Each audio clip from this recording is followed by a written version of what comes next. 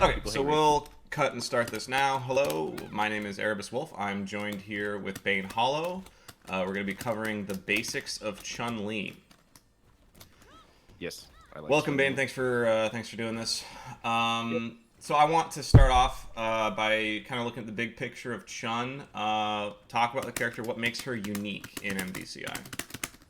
One of the biggest things that she has that makes her different than a lot of characters is the jump cancel. Pretty much no other character in the game can do this, other than like things like launch. So that's like the core of her gameplay. Pretty much is getting close and using the jump cancels to be able to apply a bunch of pressure. She doesn't have super good normals. She has okay normals, but nothing insanely disjointed. So you're not really going to be like zoning with fireballs, for example, because they're pretty slow. Yeah, so most of it is just around the jump canceling And and her just mix-ups. and her mix-ups, you said. And to be Yeah. clear, for people who don't know, Chun can basically jump cancel on hit or block any of her normal attacks, whereas most characters in the game can really only jump cancel launch or on hit. Yeah, so like just a super basic example is like sweeps, right? Most people, if they do a sweep and you block, like do sweep. If you do a sweep and you block, like I can punish you most of the time. Yeah, Like unless you special cancel it or something. yeah, but with Chun, the thing is you can like do frame traps, like yeah, like you can delay it, and then like when they try to punish you, you just Yeah, get hit, or they'll get hit by an overhead they don't think is coming, stuff like that. exactly. Yeah. Great. So how would you describe her playstyle?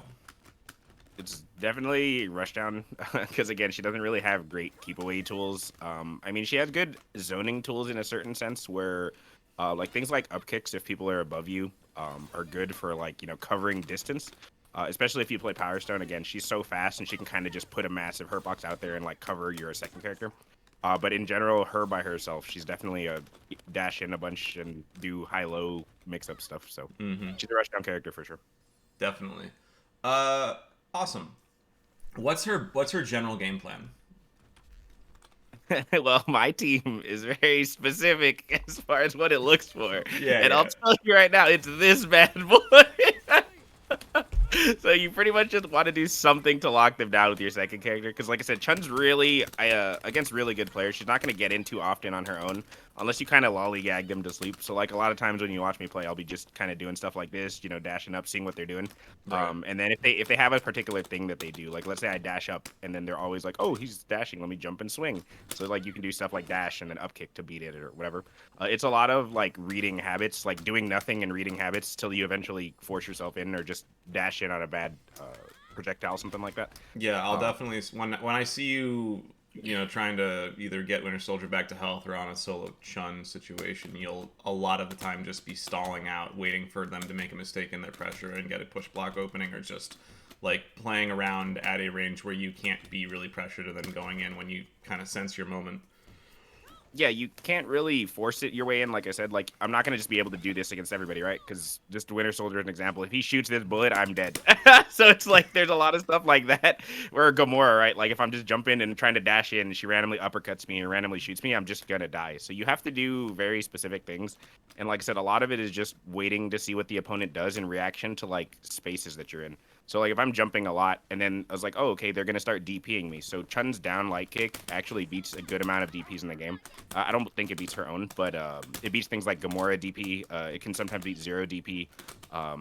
Like I imagine it Dante. loses to Morrigan and Panther DP. It doesn't lose to Panthers, but it depends because his is like more far forward. Morgan's is just broke, so it hits everything. Yeah, Morrigan's is definitely broke. There's specific characters, like I said, Gamora specifically, Ultron. It can beat Zero. It can beat stuff Okay. like that. So like, there's some pretty high tier characters that this can deal with. So sometimes when I'm just jumping around and I notice they start DPing, I'll sometimes just do stuff like this. And it kind of option select covers things. So like, if they do the DP, I'm gonna get this. If they don't, I already kind of committed to it. So to make it less committal, I'm doing the Power Stone tagging to where if it hits, I'm still gonna get a combo with Winter Soldier. And if it doesn't hit, I essentially covered the DP, and then I covered space with this. So like I give space for Winter Soldier to come in safely, and then I just kind of react to the situation after that. Yeah, I can definitely see that. You definitely like doing space control with power into a tag, back off, and then just zone. So let's talk about Chun and her teammates. So what does Chun want from a partner? You mentioned, basically oppressive super tag and lockdown. Is that the only thing she really wants? Pretty much, because she doesn't really have a lot of support value. I mean, this is like okay for space control, right? So a lot of times I'll throw that just to stop people from dashing. So just as an example, is like I'll throw this and then jump and do the far one, right? So the whole ground is covered, so I don't have any reason to shoot the down gun because the ground is already covered. And then Winter Soldier controls the rest of the space. There's almost no way around that zoning pattern. Except for Obviously, you like a can't. teleport. Yeah, except for like a teleport. So versus characters like let's say Sigma or something, it's like I just do this. It's pretty much guaranteed they either have to super jump if I do this one, or if I do the high one, I can kind of react sometimes and do this instead. And that's enough. That's enough hits to break most armor. Yeah, because of the machine gun. So like this will eventually combo or whatever. But as far as that, like she pretty much doesn't provide any support value other than like I said, small space control things like with the up kick or whatever. Power Stone is obviously stone specific. Is spinning bird kick with tag generally a bad idea? It's not great because like do it and try to tag. See, like, you can kind of just push block it in a certain way, and, like, depending on your other character and the mix-up you go for, it's, like, it's okay, but I you was also thinking don't it might be, like, semi-viable with, as, like, a really bad gamma charge with a teleport or something. Yeah, it's okay to do like this, like, for example, something like this, but the thing is, the reason you don't generally do that is because if I'm hitting this move already, I'm where I want to be. Why would I tag? You know what I mean? Sure. I'm hitting this instead she of isn't going trying to get her partner in. Yeah, like if I'm doing this, why the fuck would I do that when I could just okay, I'm in now. Like who cares? You know what I mean? Like no, I there's totally almost get no that. reason to ever do that. So like I said, most of her being in is gonna be things like this into tag, or like for example, if it's a really bad matchup, like me versus I don't know whose character is terrible. Hawkeye or something, I don't know. Like someone that I want, or Raccoon. Raccoon's like a good example. Where if I want a Winter Soldier in, I'm really just gonna do this or like something like that. Like you're in the air, now I'm getting my space back and doing stuff. Like she doesn't really do anything. But for other characters, what you really want is things like this that kind of just control space that put you in a position. You see how he jumped and he had to block that. So even if he reflects this, it puts her into place. Like you want moves that kind of stay out. So things like Jetta are pretty good. Strange is pretty good. Obviously Dante, like pretty much big lingering hitboxes that allow her to kind of get in safely. So like even like this, right? Like it kind of just puts something there that they have to deal with, and you can kind of just get spaced for free and then see how things are going. Right. Like They have to. They have to respect your approach. I imagine Yeah. she'd be really good with Dorm as well then. Yeah, she's pretty good with Dorm because you just throw pillar dash and you're like in there. Yeah, and So, like Volcano is just miles of mix. Like I said, pretty much any character that has a really active move that can kind of get in for free because obviously she wants to be in, right? So things like dive kick with Dante, Zero, Vajra, Sigma probably does okay with her. Yeah, like just things like that. Obviously, having a super tag is preferential, or just something that can lock them down in general because her mix-ups are so strong. But that's pretty much what you look for in a team. Like I said, Winter Soldier is probably one of her better teammates. Dante, probably the other one. Strange is really good with her. Those are my personal picks. But there's a lot of stuff that can also work. I've never seen a Strange Chun. It's a pretty good team. I believe it. So we talked about it a little, but let's cover it explicitly. What does she provide for a partner? Again, not much to be honest. The main thing is just space control. So like, obviously, Winter Soldier doesn't want people close to him, right? So if I'm playing neutral with her out, like what she benefits is like, again, if let's just say I'm dashing around or whatever, like just jump at me, like if you're gonna swing at me. See, I can just do stuff like this, right? And it like, if you swing, you're gonna get hit by that. Like just look, let me just show you. Just get hit. Yeah. It's like, okay, I get a free confirm. If it doesn't hit, like just block. Like let's say I make a guess and it's wrong. Like, okay, well, I'm still over here. That's my phone alarm telling me to get on with Erebus. No worries. But yeah, so if they block, it really, nothing happens. I'm just going to zone out and, like, get my space back and start controlling space. So she basically just stops people from just recklessly jumping in because upkick is so fast and leads to a combo. And it's fairly easy to confirm. So, like, I can do this. Oh, sorry. I can do this, and then, it hit. And then I can go into super if I want to, or I can wait for it to, like, be blocked a good amount and then tag, right? Like, so you can kind of hit confirm it with super. But that's really the main thing she offers to a partner, because again, she doesn't really offer any kind of and just really good mix as a can opener once she's in. Yeah, but she's not providing that to the other person. You know what I mean? Sure. That's more there providing to him. Yeah, that's fair. Okay, awesome. So let's talk about Stone synergies. Obviously, you like her with power. I've seen Stylo play her with space to some degree of success. I'm not really familiar with what people consider her best. I mean, I think power is her best known, but I'm curious what you think about all the stones and how she uses them. uses most of them pretty well, to be honest. I think space is actually probably her worst stone. Because power, one of the biggest benefits is that she can instant overhead combo off herself. And like just crouch, for example. Like she can always do this. Like she can still always combo off the instant overhead by herself, but that confirm is really hard.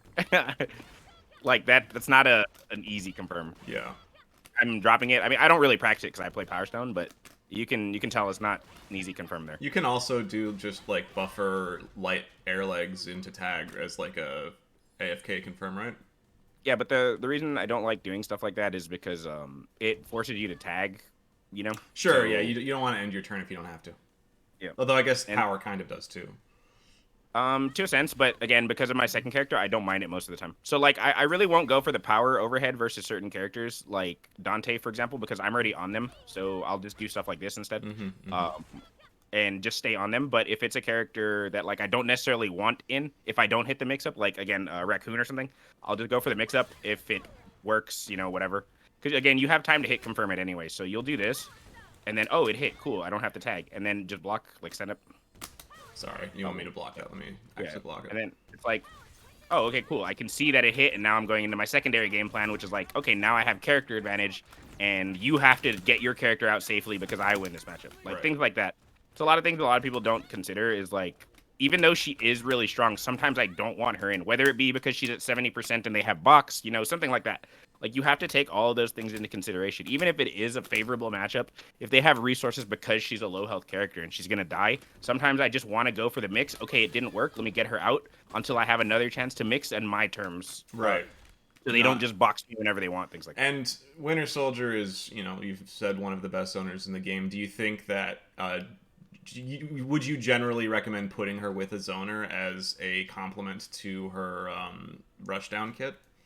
Yeah, so most of the characters I said were good with her, like Dante, Strange, Winter Soldier, are all pretty good keep away characters. Dante's not explicitly a keep away character, but his buttons can definitely be played like one, like where he kind of just controls space and stuff. But the reason why that's so good is just the fact that you kind of have like two things people have to deal with. Most teams aren't equipped to deal with rushdown and keep away. Most are like, okay, I'm good against keep away, I'm good against rushdown because you know I have good DPs or whatever. But it's kind of hard to deal with both. So again, it's just like a yin and yang thing where like, okay, if it's a character that I want to be close, Chun-Li is going to be in. If it's a character I don't want to be close, Winter Soldier's in. So, and then it so happens he has the best super tag in the game. So yeah, it kind of just. But would you consider like Rocket or Hawkeye viable with her, or just as other zoners? Hawkeye not having as good of a lockdown super, Rocket having like an okay lockdown super, but also being pretty comfortable playing keep away. Yeah, Rockets doesn't really last very long. You get maybe like one or two mixes because of like that huge gap afterward. So I don't think it's great. Same thing with Hawkeye. He doesn't really have a way to keep you on the ground when he does his lockdown.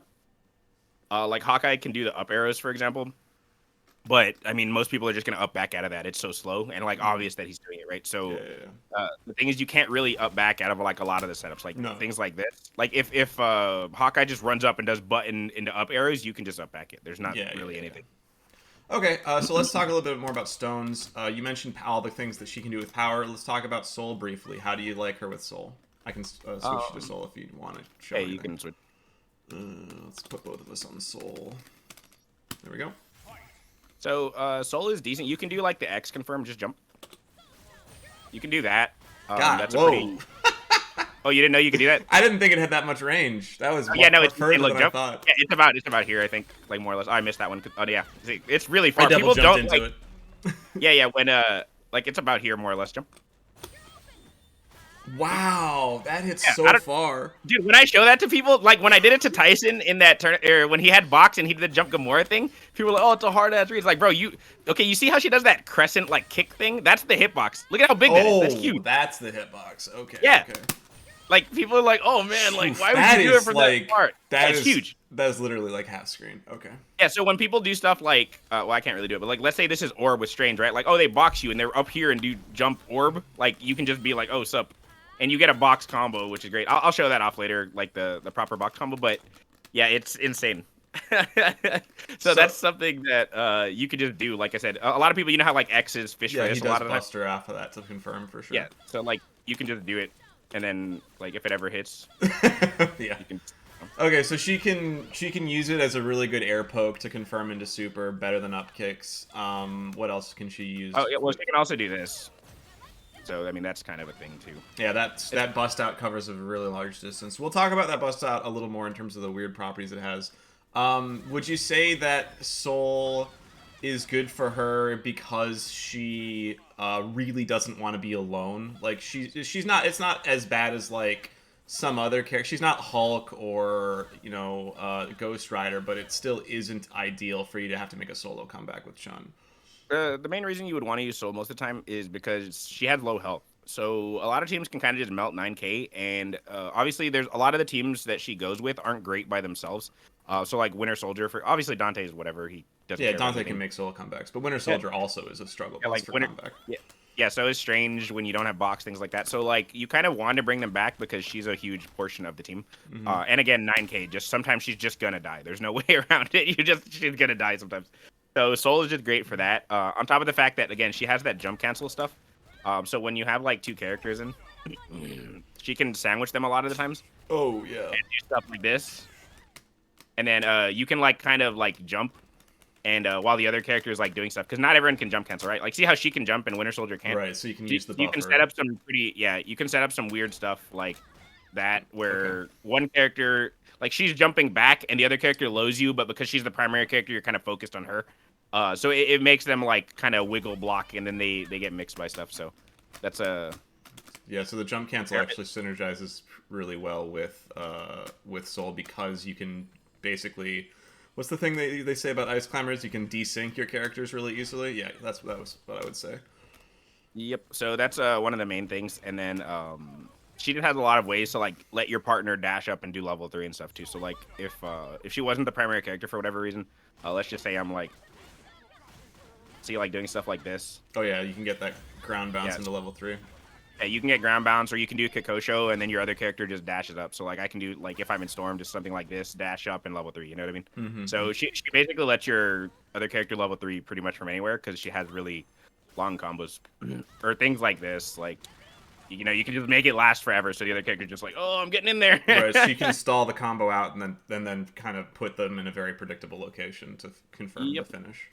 So that's pretty good. And again, she just has really good stuff at just like, she's really fast, so she can get in with projectiles. Like I said, one of the main things with Winter Soldier that I can do is like, even when I'm just doing stuff like this, see, like I'm just locking them down, but she naturally just jumps in, and then now I'm close to do like whatever I want. With like because she's close already, so especially characters with like projectiles, they kind of just let her get in for free. Sure. Okay. So it's definitely good in that regard. And like I said, she can use the Soul decently. And again, if you play something like Winter Soldier and you don't have the loops quite yet, you can still do something like this, and then just tag. One thing I feel like the community doesn't talk enough about is that Soul Surge is a really good surge.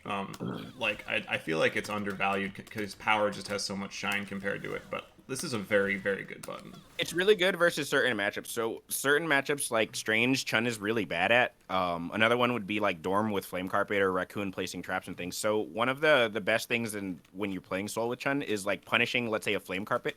So like if they do a Flame Carpet, you can literally react and do that, right? Like, right. So you can get it. And it's a way safer, like this is way safer. And then like, oh, okay, he did Flame Carpet, let me cancel it. Rather than just raw supering. Because if you mistime that for whatever reason, you're just going to die. This is kind of like gives you a little second to like, okay, he did do Flame Carpet, let me cancel. Okay. OG and you don't have to necessarily do anything. You can just tag too. Like if you don't want to use her. Okay. Well, OG, you said something wrong in chat, and we're going to correct that when we get to spending meter in a second. But I want to talk about the other kind of 3 lesser used stones and her in case people kind of want to do a niche team. Do you have anything to say about reality, time, or mind? Yeah. You can switch to reality.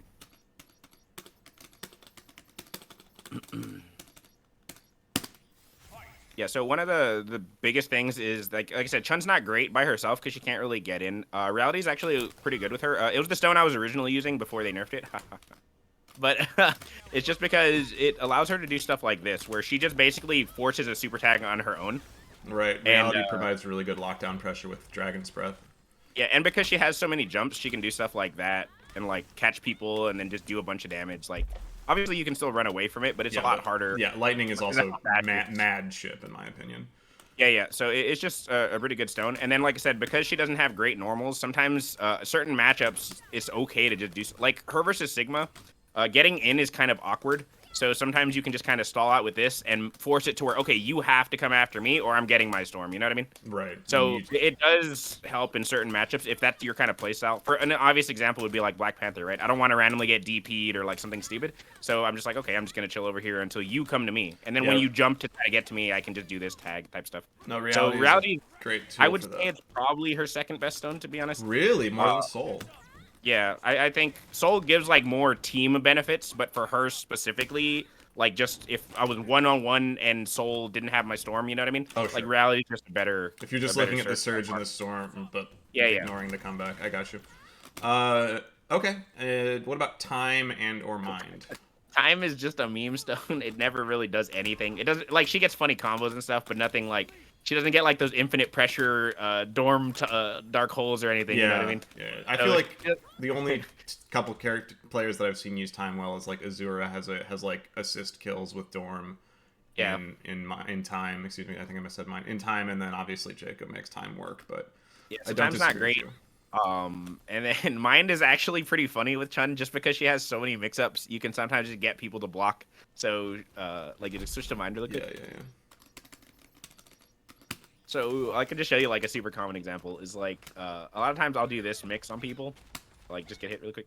Okay. So like I'll do this right, and then it's like okay, am I going high or low? So like you can do stuff like that with Mind, and it's pretty funny. Right, because that's causing the HSD to flip out early because you're doing the three jumps mid combo against standing. So yeah, and one of the best things about it too is that because this normally scales really bad, right? It does because scale her incredibly bad. is so strong.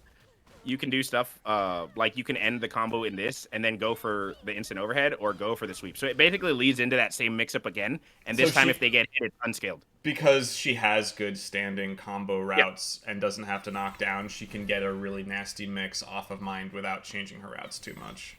Yeah. So just an example is like this mix that I do. See how that reset? Yeah. Like, so that's the same combo you can do on like a Mind stone, and then the difference, like I went overhead that time, but you can also just do this into low, or if you didn't start it with the Mind, you can set Mind in there. So it's like a three-way mix-up, which is pretty good. Or you can grab, like just grab. Like there's anything. And then that seems surprisingly good. So Mind is a great transition into meter spend because Mind obviously gives you a million meter. You have the amazing chance of just I'm gonna spam shit. That's pretty good with Chun for obvious reasons, right? Like if you want more super tags, and obviously she has 9k, so giving her like extra counter switches is really good, stuff like that. Yeah. Would you put Mind above or below Soul for her? Oh no, it's definitely below Soul. It's more of like a niche pick. It's a meme. It's a meme stone, but it's actually like viable compared to time. Yeah. Like you can do stuff with it. Time just does nothing. So. That's surprising that time she doesn't have like a really, really nasty mix in time, but I guess her nasty mix comes. We didn't talk about her nasty mix in power. We should talk about that before we move on. Power, if you don't know, viewer, completely negates push block, which is like she already kind of ignores push block, but power really ignores push block. Yeah, so it doesn't really matter if this is mid or full screen, but one of the best things about power is the comeback potential because of the fact you can't push block it. So look, just get hit really quick. Yep. So and then block.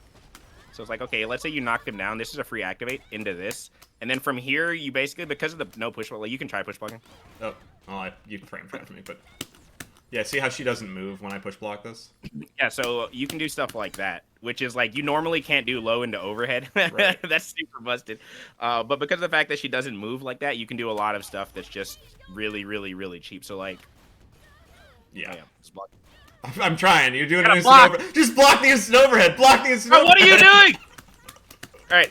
See, so like I can literally just do instant overheads all day, and then whenever I decide to go low or vice versa, I can just block low. I'll block high. I'll blame block low. All right, block low. Yeah. See, so like I can just do lows all day. Yeah. And then I can just decide when I want to do the overhead or not. So yeah, that's pretty much just infinitely looping until I decide to hit them. And just so people have it fresh in their minds, do this sweep and I'll push block so they can see what... No, without power. Here, I'll reset. Or you got that. Yeah. Just so people can see what it looks like when the push block works. Yeah, she gets sent way further if you delay push block that or even if you do it right. Nowhere. yeah, I pretty much am still like right on top of you. And like, not all characters can take advantage of Power Storm in that regard, but she's incredibly good at taking advantage of it. It's because of the jump cancel. So Yeah. like, not only does she not go anywhere, but then she can just jump and still stay on you. Most characters like Winter Soldier, it's like, okay, after I do this, I don't really go anywhere, but I can't just do another normal. Like, I have to do like a special or something. Winter Soldier again is a special case because he can cancel into this and just he gets a dash built into it. But so that's why both these characters are really, really, really strong with power. I can essentially like, oh, Chun's about to die. Let me recover a little bit of health. And right, just, you can stall out and just yeah. infinitely pressure kind of if you want to. As long as like I can just do this over and over. And then eventually, okay, Chun's ready for the tag. Now I come in and just do whatever the hell I want. So yeah, that's why Power Storm is probably the best with this team. And it forces your super tag to get respected too, which is like you can basically kill a character, like just get hit really quick. Yep. So like if let's just say I do a combo and they don't have bar, right? Like a super basic combo, nothing crazy. I'll do like this, da-da-da. Even on like a 10 or 11k, this is gonna do plenty of damage, and then I activate. This forces them to respect this no matter what, because if they try to do a bust out or anything, I can just reaction level 3 or super them and whatever. Yeah. And if they get hit, obviously it's dead. I think Hulk can still beat Hulk level 3 will still work, but everything else pretty much loses. No, you just jump over him. So like. Oh sure, because Chun will. Like yeah. No, I'm doing super, like block really quick. Mm-hmm. So like when he's waking up, I'll just do super jump on this side. If he does the Hulk super, he's close enough. Like I would push him right. Like when he activates or whatever, I'll just push him like this. Yeah, you'll cross him up. And he's in the corner. So if I do level 3 in reaction to his, I'll hit the other character coming in, and he'll get hit by Winter Soldier because he's behind him. Got it. Okay, so as I said, the next thing I want to talk about is meter spend. How does she spend meter, and kind of when, and what is the right way to spend meter with her? Yeah, obviously so super tag with her partner, but for her. Yeah, so you almost never really use meter with her for a very specific reason. She does a fuck ton of damage, and she doesn't need super to kill off of 2 hits. So she can pretty much kill off of 2 hits on most characters, just because of how much her damage is. So like just an example, I'll just do like my normal B&B.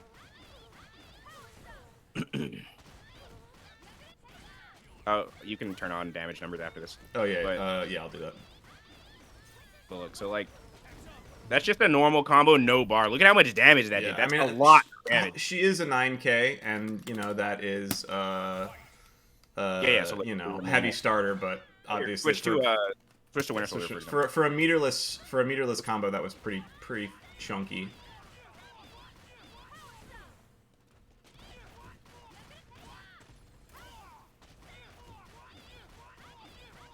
Wow, I did not know her air series worked like well into the like 5.5k.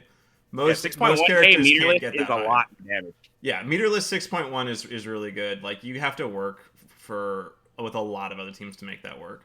Then go ahead. Just turn up the bar at 1 so you can see it builds. You'll get about 3 bars more or less. So I'll explain why you do stuff like that. Did you set the meter to 1? Yeah, I'm doing it. Okay, yeah. So like, I'll switch back into Winter Soldier. Oh well, that'll be too much. I'll reset it. Hold on. Let me reset it again and tag. Why did that hurt so much? OG, I've been doing that combo to you for years. What do you mean?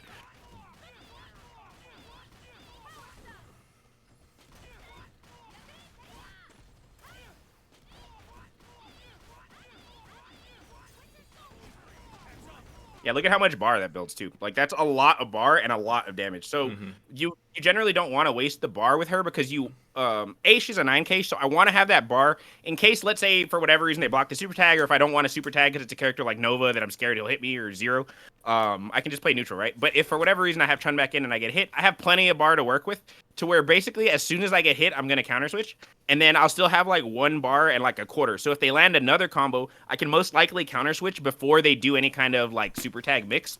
So it gives you just a lot of bar to work with in case you mess up. So that's the first thing. The second thing is if you're playing a character that doesn't have a bust out, have a bar to do this while still having 2 bars to counter switch. So if I hit him, I'm going to kill him because I have all the resources that, you know, I can just kill you. And if for whatever reason you don't get hit by that, again, I still have the 2 bars to work with. So you very rarely want to use the bar with her on the first hit because of that. Like being 9k, you have to kind of circumvent your way around damage and things a lot more than a 10 or 11k health character. Because basically them sneezing on you will kill you. Right. So you want to just build as much bar as you can, because she gets a really solid mix anyway. Whether let's say you don't have a super tag character, just get hit really quick. Oh yeah, sorry. and then just roll. Like either way, it doesn't matter. So that I'll explain what's happening. So I'm basically just wave dashing, right? But the thing is, like, just pick different directions, like roll left and then roll right, for example. See, like how it crosses up, and then it doesn't matter which way he goes. He's going to follow them. So she gets really good mix regardless of the super. A lot of times characters want to get that knockdown and do super into like a hard ass mix or whatever. But she can get that left right off of just you rolling, and then a high low also. So she can just decide what wants to hit you. So to explain that mechanic for anyone who doesn't know, in this game, if you choose to do a roll on your wake up, a lot of the cast can wave dash at you and left right you on your wake up. So just sweep me and try to left right me so you go the other way. There you go. So you see how she ended up on my left when she was originally on my right. Dante can do that really well. Chun can do that really well. I've seen Sigma do it from time to time. Yeah, some can do it. Yeah, a lot of characters can do it. She can do it really easily compared to like some of the characters that have to work a little harder to do it. Her wave dash is really good. So yeah, her mix is really good. Like she gets a 4-way mix, so she gets the left, right, high, low. So right, she has a 4-way mix. Don't roll against Chun; it's bad. Like you're gonna. If you neutralize, I can't do that, OG, but the problem is you're going to immediately eat a 50-50. So, like, I mean, it doesn't really help you. Like, I have to react to it, but I've literally training moded that situation so many times, I'm not going to, like, miss it, you know what I mean? Yeah, you can't roll through neutral rise. That's why people neutral rise a lot of the time mid-screen, is because they don't want to get mixed. Okay, so you mentioned you generally don't want to spend meter. How does that factor in with using her air super for confirms off of single hits? And also we'll talk about her bust out a little bit. Yeah, so you generally don't want to use meter with her, but there's sometimes where you just don't have a choice, right? So like just super jump. Super jump, please. Yeah, so like let's say I hit that, right? Even if I tag my partner, unless you're playing someone like Strider or someone that like Dante that can teleport up there, Winter Soldier really can't. So just do that one more time.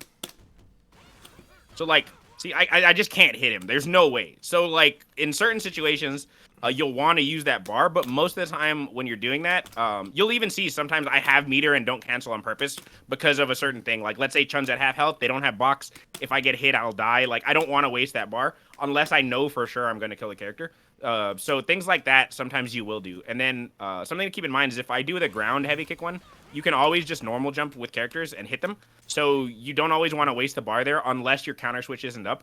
Again, exceptions to that are things like if, let's say, Winter Soldier has 30% health and they have box, right? Like, well, then I'm just going to do this in super because I can't get him in.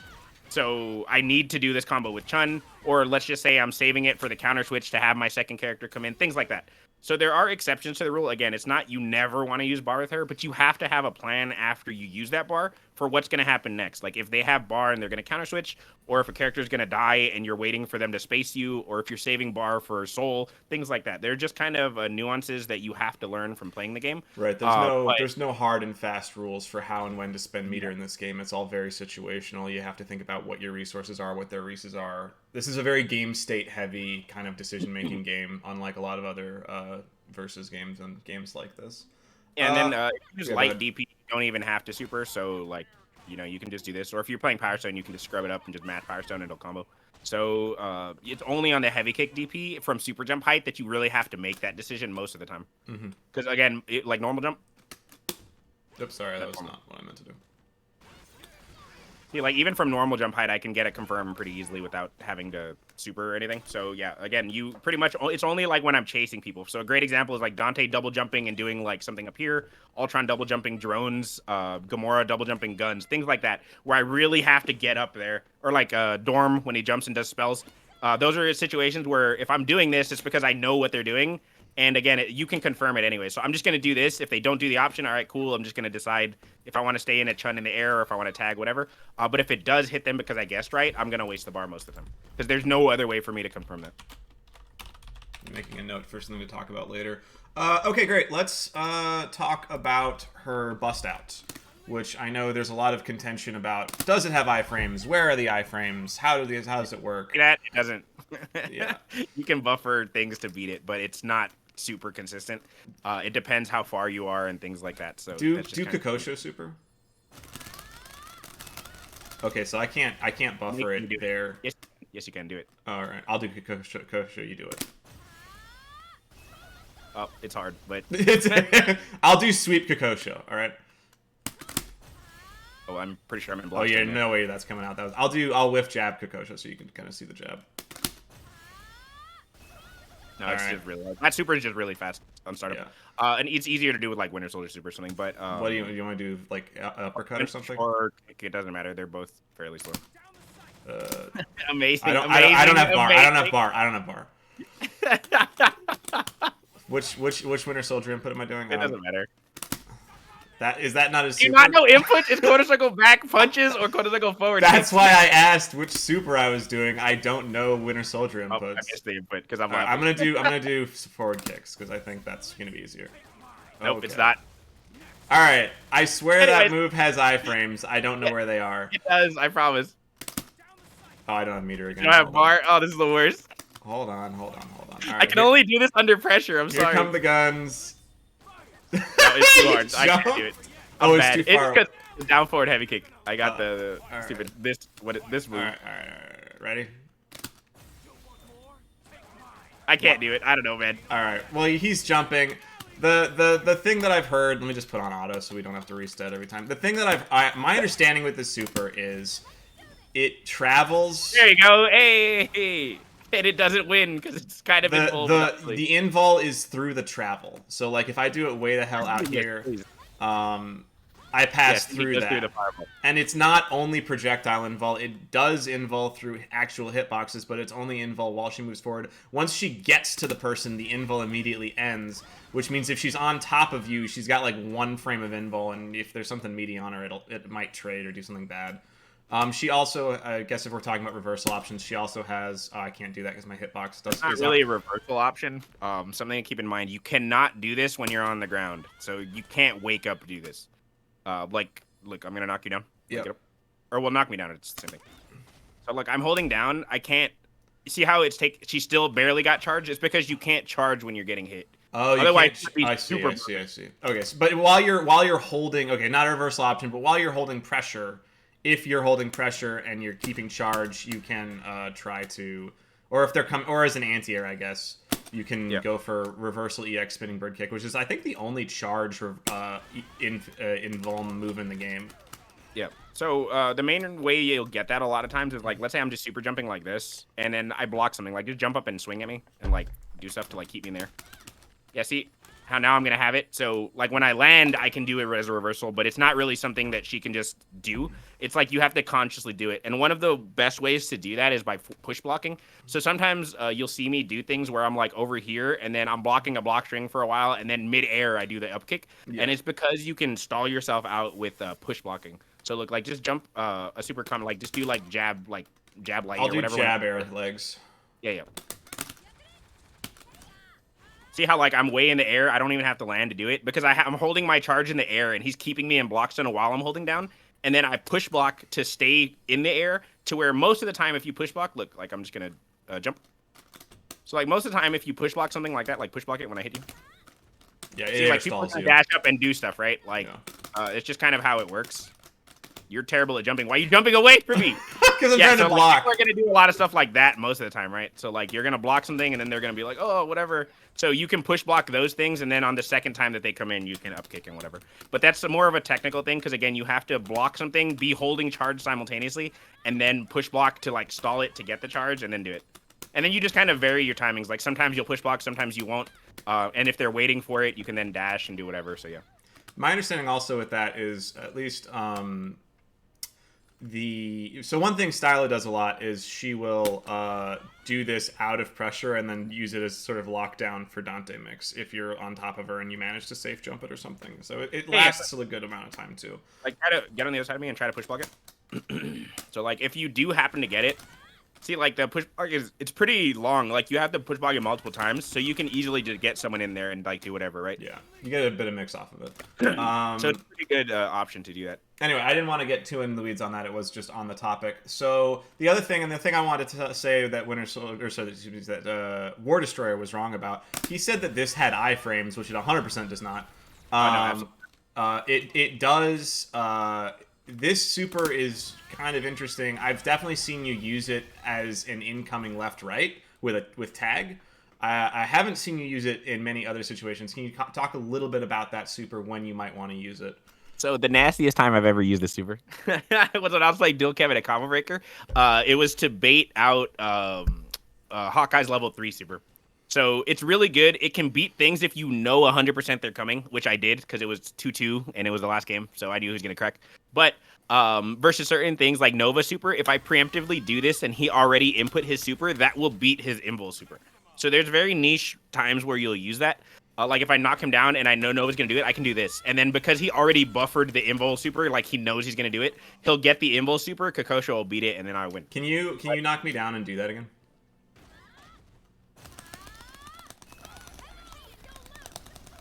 I did not spam fast enough. Knock down. I'm trying to do reversal level 3 on it.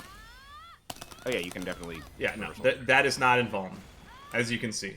She is very hittable. Never been vulnerable. It's never invulnerable. She has no iframes. There's no iframes at any point in that move. What it does have is a hitbox that completely surrounds her, which makes it hard for any projectile to get in and hit her. And at all, there is 0 iframes on that. But you can't. Like do wake up, punch. Yeah, do wake up super. Not that one. Well, at least there you go. You shut off the invul. Congratulations. All right, I'll do wake up Kikosho. Why are you rolling? What is wrong with you? Do it again. Do it again. God damn it. Bro, it. you are the worst. Yeah. Well, there you didn't meaty me, so now you're the worst. Okay, it's your fault. I don't know. I was trying to read the tech roll. Bro, please. Whatever. It's not invulnerable. Anyway, it's not invul. Just trust us. There's no invul on the startup. There you go. He got the reversal. Yeah, it said reversal. I was doing reversal super, and it didn't even let the super start out. It's like Hulk super when he tries to throw or Venom or anybody. X does the same thing. Okay, so yeah, it's not invul. Oh, and yeah, OG, she can't. Her counter doesn't start until she's up. Like I can't be knocked down and start charging. I obviously can just do this up kick, but yeah. This is frame 4 hit and no iframes. Mm-hmm. How does this trade with Piercer while we're on the topic? Because I know in round start it can trade or beat Piercer, but Piercer's 3 frames. You never do that versus him because you lose horribly. It'll trade like the first hit hits and armor Piercer hits you, you fly, and then he just dashes up and comes. Okay, so I just didn't understand how a 3 frame trades with a 4 frame. But anyway. What do you mean? How do you not understand? It comes out first. No. But I thought Piercer would just stuff it free. No, it's because this comes out in 3 frames, but it doesn't hit until frame 4. Okay, and Piercer hits on frame 3? Yeah, so like I'm already airborne when his is hitting me, but I haven't hit him yet because that 4th frame hasn't come for the active hitbox. Okay, all right. I thought it would. I thought it because you get hit on frame 3, frame 4 wouldn't have a hitbox. Is where my head was at. Well, yeah, because I get hit. So like frame 3, she's already jumping, but it's not hitting you yet. So when his frame 3, because you're in a weird spot, the first hitbox doesn't hit. Okay, that's what. Now that makes sense. Okay, thank you for that. I think we covered the thing that Kikosho's not invuln at all. I think we talked enough about spending meter. There's level 3. We should talk about our level 3 a little bit while we're on meter spend.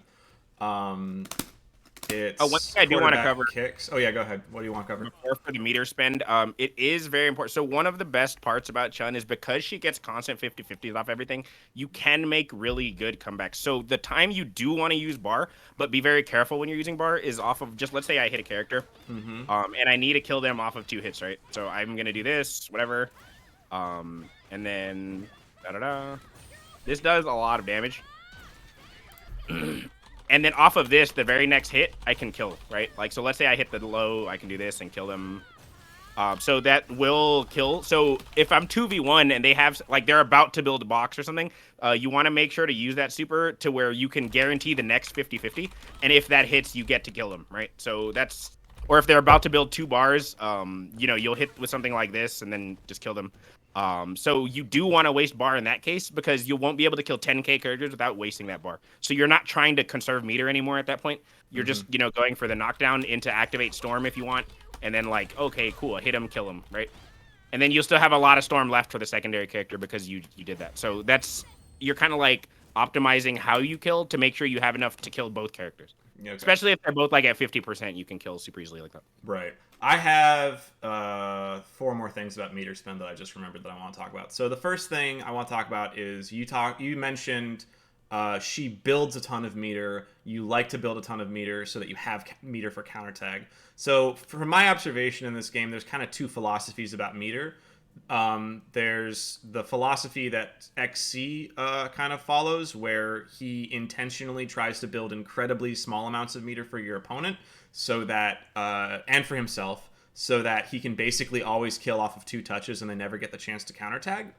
And there's the other philosophy that you've presented, where you are more interested in building meter for yourself so you can always countertag, and it's okay if they can countertag, because that's basically them just birthdaying themselves, because you have a team that can basically, oh, you spent 2 to get out, now I'm tagging back, and you have to eat a lockdown mix, and your other character's still in it. Is that accurate? Yep. So it's more a team thing. So one of the biggest reasons XE can do that is because Poison Arrow doesn't build bar. So he can do a lot of damage and not build you bar. My team can't do that. I can't hit you with nothing and do damage, right? Hulk also builds incredibly little damage, builds very little bar for how much damage he does. Yeah, because he's doing like heavy punch, gamma charge, right? Like those are big buttons. And so he does way more damage. But the way that I've always thought of it is let's just say I have 3 bars and you have 3 bars because I finished a combo, right? Mm-hmm. If I hit you, you're now going to have to counter switch. I'm net 2 bar positive. Right. And because my team is so oppressive, I can do that because it's very likely I hit you with the follow-up. So I can afford to do like 3 bar, and I don't give a shit about how much meter I build you, because if I hit you, you're going to have to counter switch or I'm going to kill you because I do too much damage. And if you do counter switch, like you mentioned, I either tag in Winter Soldier into something, into super tag, and now both your characters are bleeding and possibly dead. Or with Chun, I can sometimes react to the counter switch. And like if I'm doing a combo like this, you know, oops, sorry. And then they counter switch, I can, because of the jump cancel, sometimes I can instant overhead instantly when they come in. Or I can do something like this when they come in. So like I can force those situations where I'm super meter positive, and then I can just kill because I have so much bar. Okay. This is a little bit all over the place, but the other things I want to talk about were backing up to that really high damage B&B you did. That worked specifically because she has a bunch of air moves that work at really high damage, and Winter Soldier also has that little ender where you do tag crash, jump, like gun, grenade, heavy kick, or whatever. And that also all works at really high damage.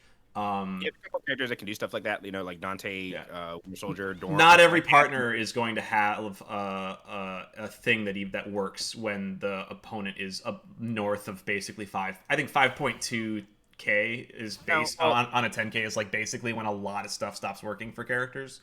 I mean, that'll work with everybody, to be honest. So, like, if I do this, like with any character, you can just do this. You can definitely do tag crash, jump, heavy kick. Yeah. As long as you do like button jump, heavy kick, like heavy punch, heavy kick, or whatever. But there's you generally can't get a lot of other stuff. But the other thing I want to mention, but it'll still be about 6k. Yeah, it'll be around the same damage. The other thing is she doesn't have, so there's a mechanic in this game, again this is a little bit in the weeds but I want to cover it. There's a mechanic in this game called HSD scaling, where there are moves that if you hit with them they make your combo drop at lower damage numbers than it would drop at if you didn't do that move.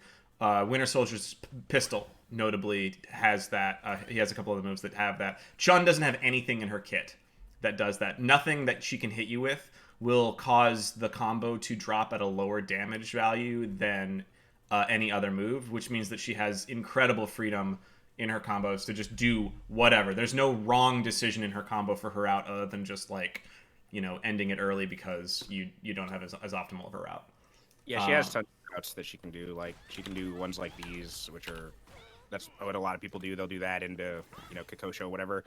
She has like these routes into whatever. Like she can pretty much do anything. She also has like these, like she literally has like 50 routes, but obviously you just pick whichever one is easier for you. Right. The other thing I wanted to ask about is, does she have supers that you shouldn't end a combo with solo? All of them, literally all of them. Also, all of her supers are unsafe at high damage. Yeah, so look, like let me just use that super high damage one as an example. So like this, you almost never want to end stuff in air super because of this. Watch.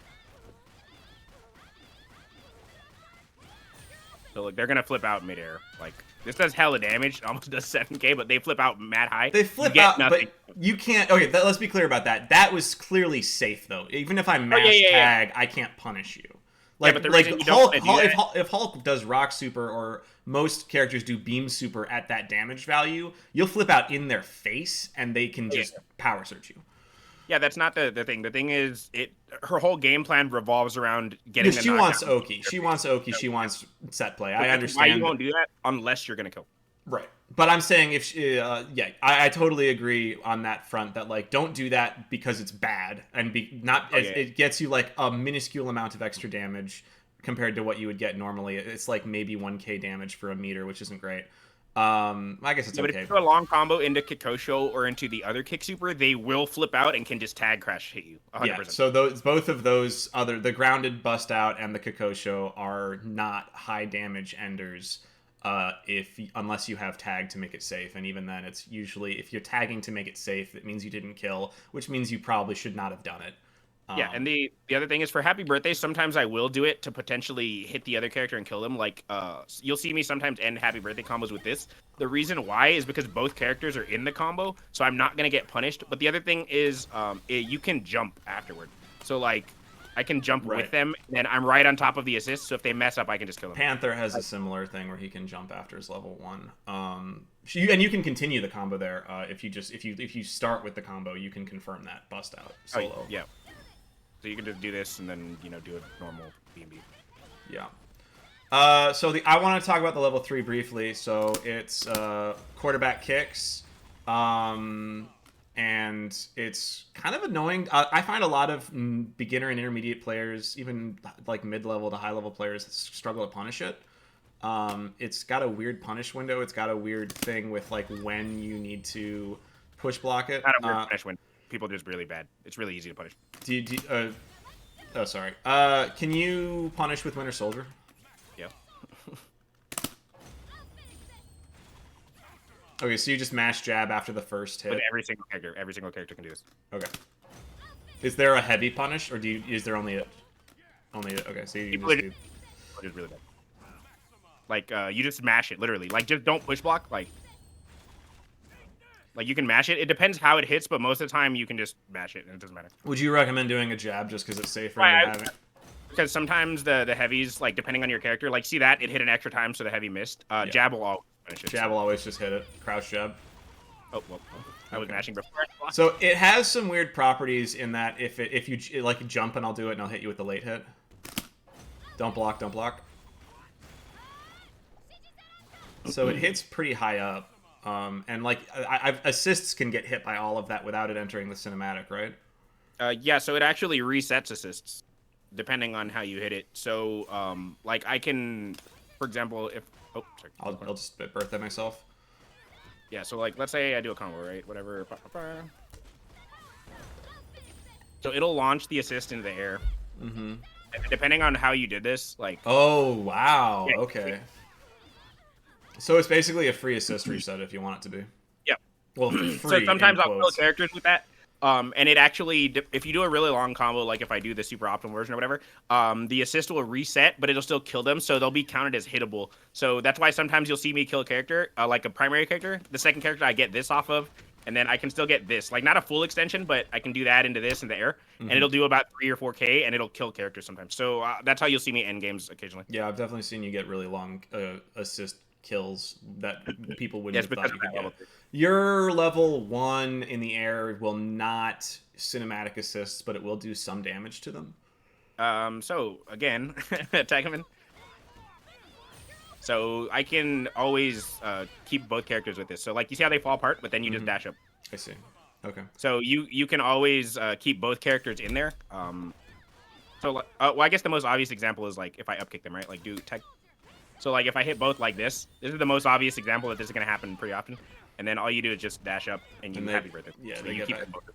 So it doesn't cinematic both of them, but they're both always comboable. Sure, because at least OTG.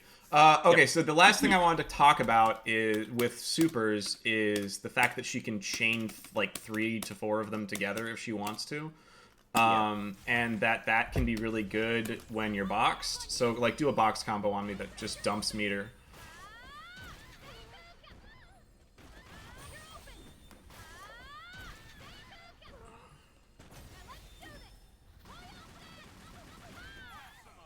So, yeah, not a lot of characters can do that, and I thought it was worth demonstrating. Yeah. Did you want to talk on that a little bit?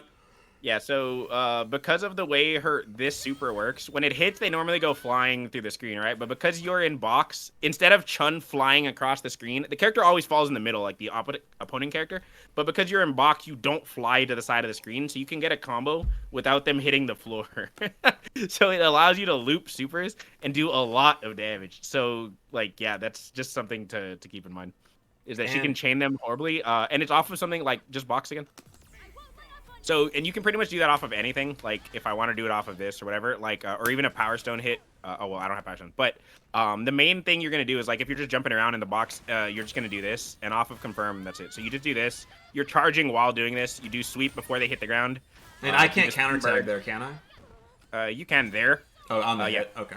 You can counter tag through all of that, but it's more of like most of the time when they'll box you, it's because they have like 1 or 2 bars and they're gonna die, or it's a single character, right? So if you hit the single character like Gamora trying to make a comeback, and you can do 6,000 or 7,000 damage, most of the time late in the game, that's either gonna kill or waste so much box time that it's like, yeah, it just wastes a ton of time. Can she chain supers in a way that you can't counter tag out of if you wanted to just dump a bunch of bar into a kill? Obviously, let's say that like you don't have Winter Soldier or your assist to tag to continue super chaining.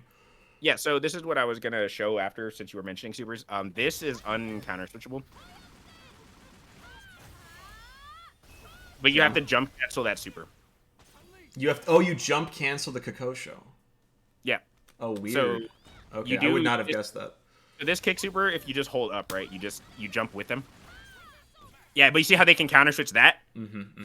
So if you just jumped, or if you just do the other super, like if I wait for this, if I don't jump cancel this, I can't do the other super, like just counter switch.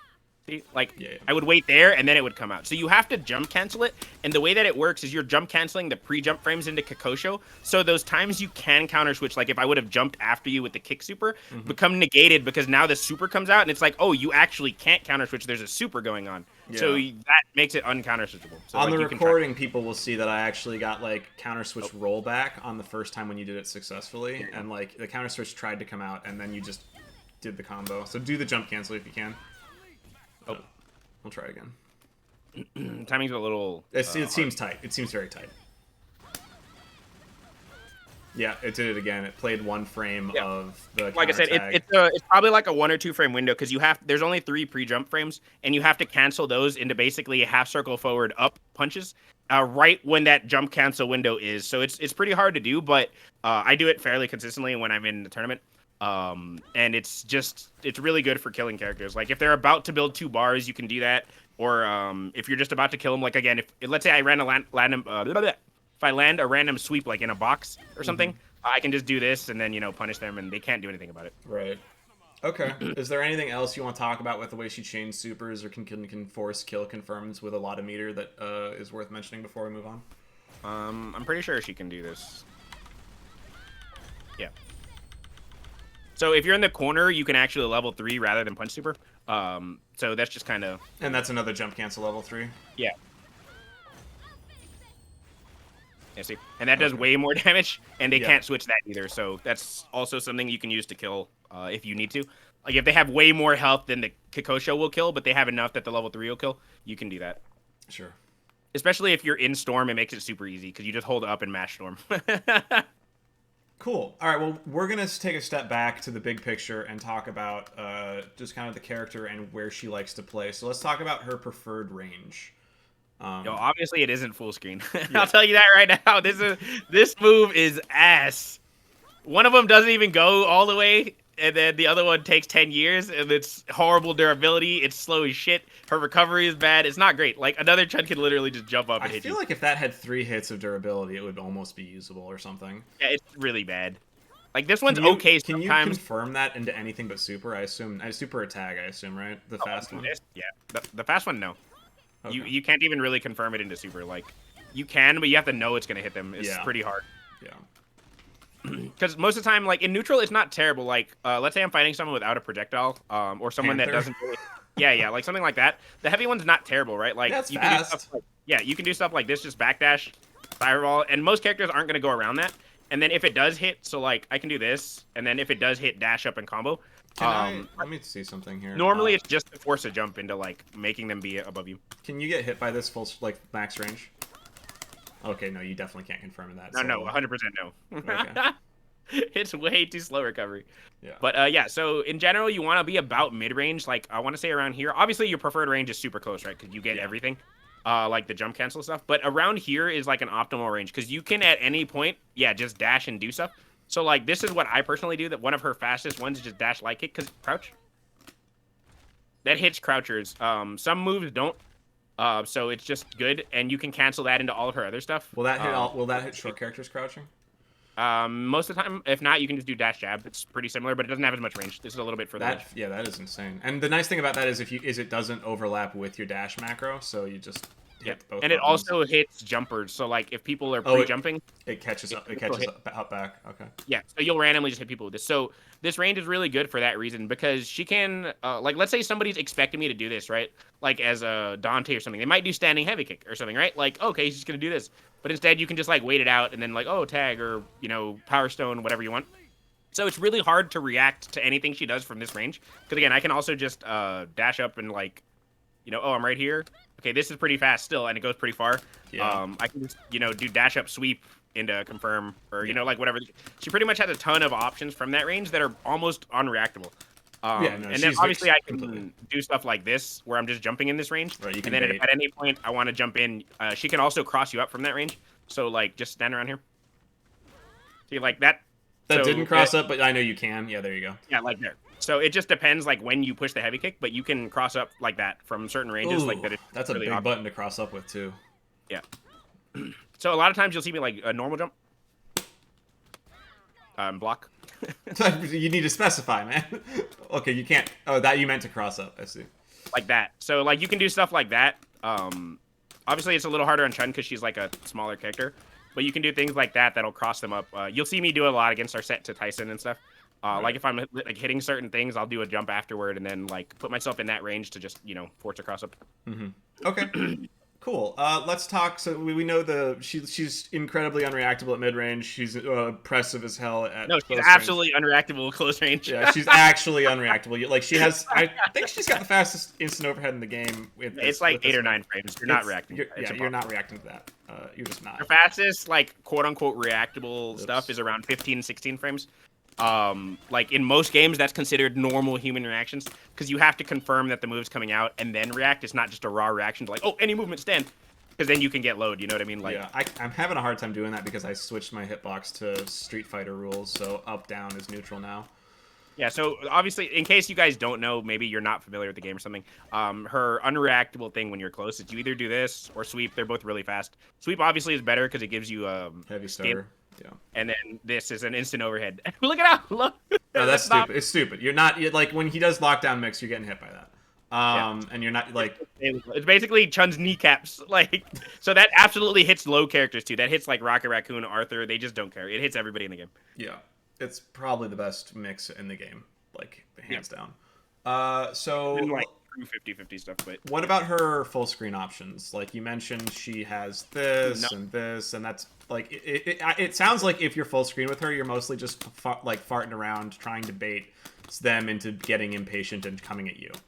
Yeah, so most of it, when you're full screen, you're either lollygagging around waiting for your character, like Winter Soldier, to gain health back to actually come in and play from full screen. Because if they're keeping you away, if you have a second keep away character that's full health, obviously I'm just going to tag them, right? Like, okay, now we can play the full screen game. I don't care. Which is one of the benefits of having a secondary zoning character. But also, if you're like trying to regen health on another character, you can pretty much evade anything they do, like from over here, because she has so many jumps. Like, see, there's a wall jump, another jump, another jump. Oh, up kick. She has what? Oh, stall. 1, 2, like 3. She's got 3 jumps, 2 air jumps, and a wall jump, which is on top of those, and she's got an air dash. So a lot of air mobility. There's a lot of ways to just avoid conflict when you don't want to fight, until you put them in a situation where you want them to be. And let's talk. Go ahead. You were in the middle of something. Yeah, I was gonna say. So when he was talking about specific places on screen, that's where it was like mid-screen close. But as far as directions, you want them to normally be below you for this move, or for this move, or you want them to be directly above in front of you because this move is fast as shit and leads to a lot of damage, and it's pretty hard to avoid this move. So if they're like just jump, so like just super jump actually, like so a lot of times even if I'm over here. What I'll do is I'll just dash and then do this, right? Like, or I can do dash heavy punch And then like, you know, it's pretty hard to avoid that with like 90% of characters. And like I said, that leads into like the confirm stuff. So like, okay, oh, he blocked, now let me use his zone. And then, oh, if it hits, I'm gonna confirm, etc., etc.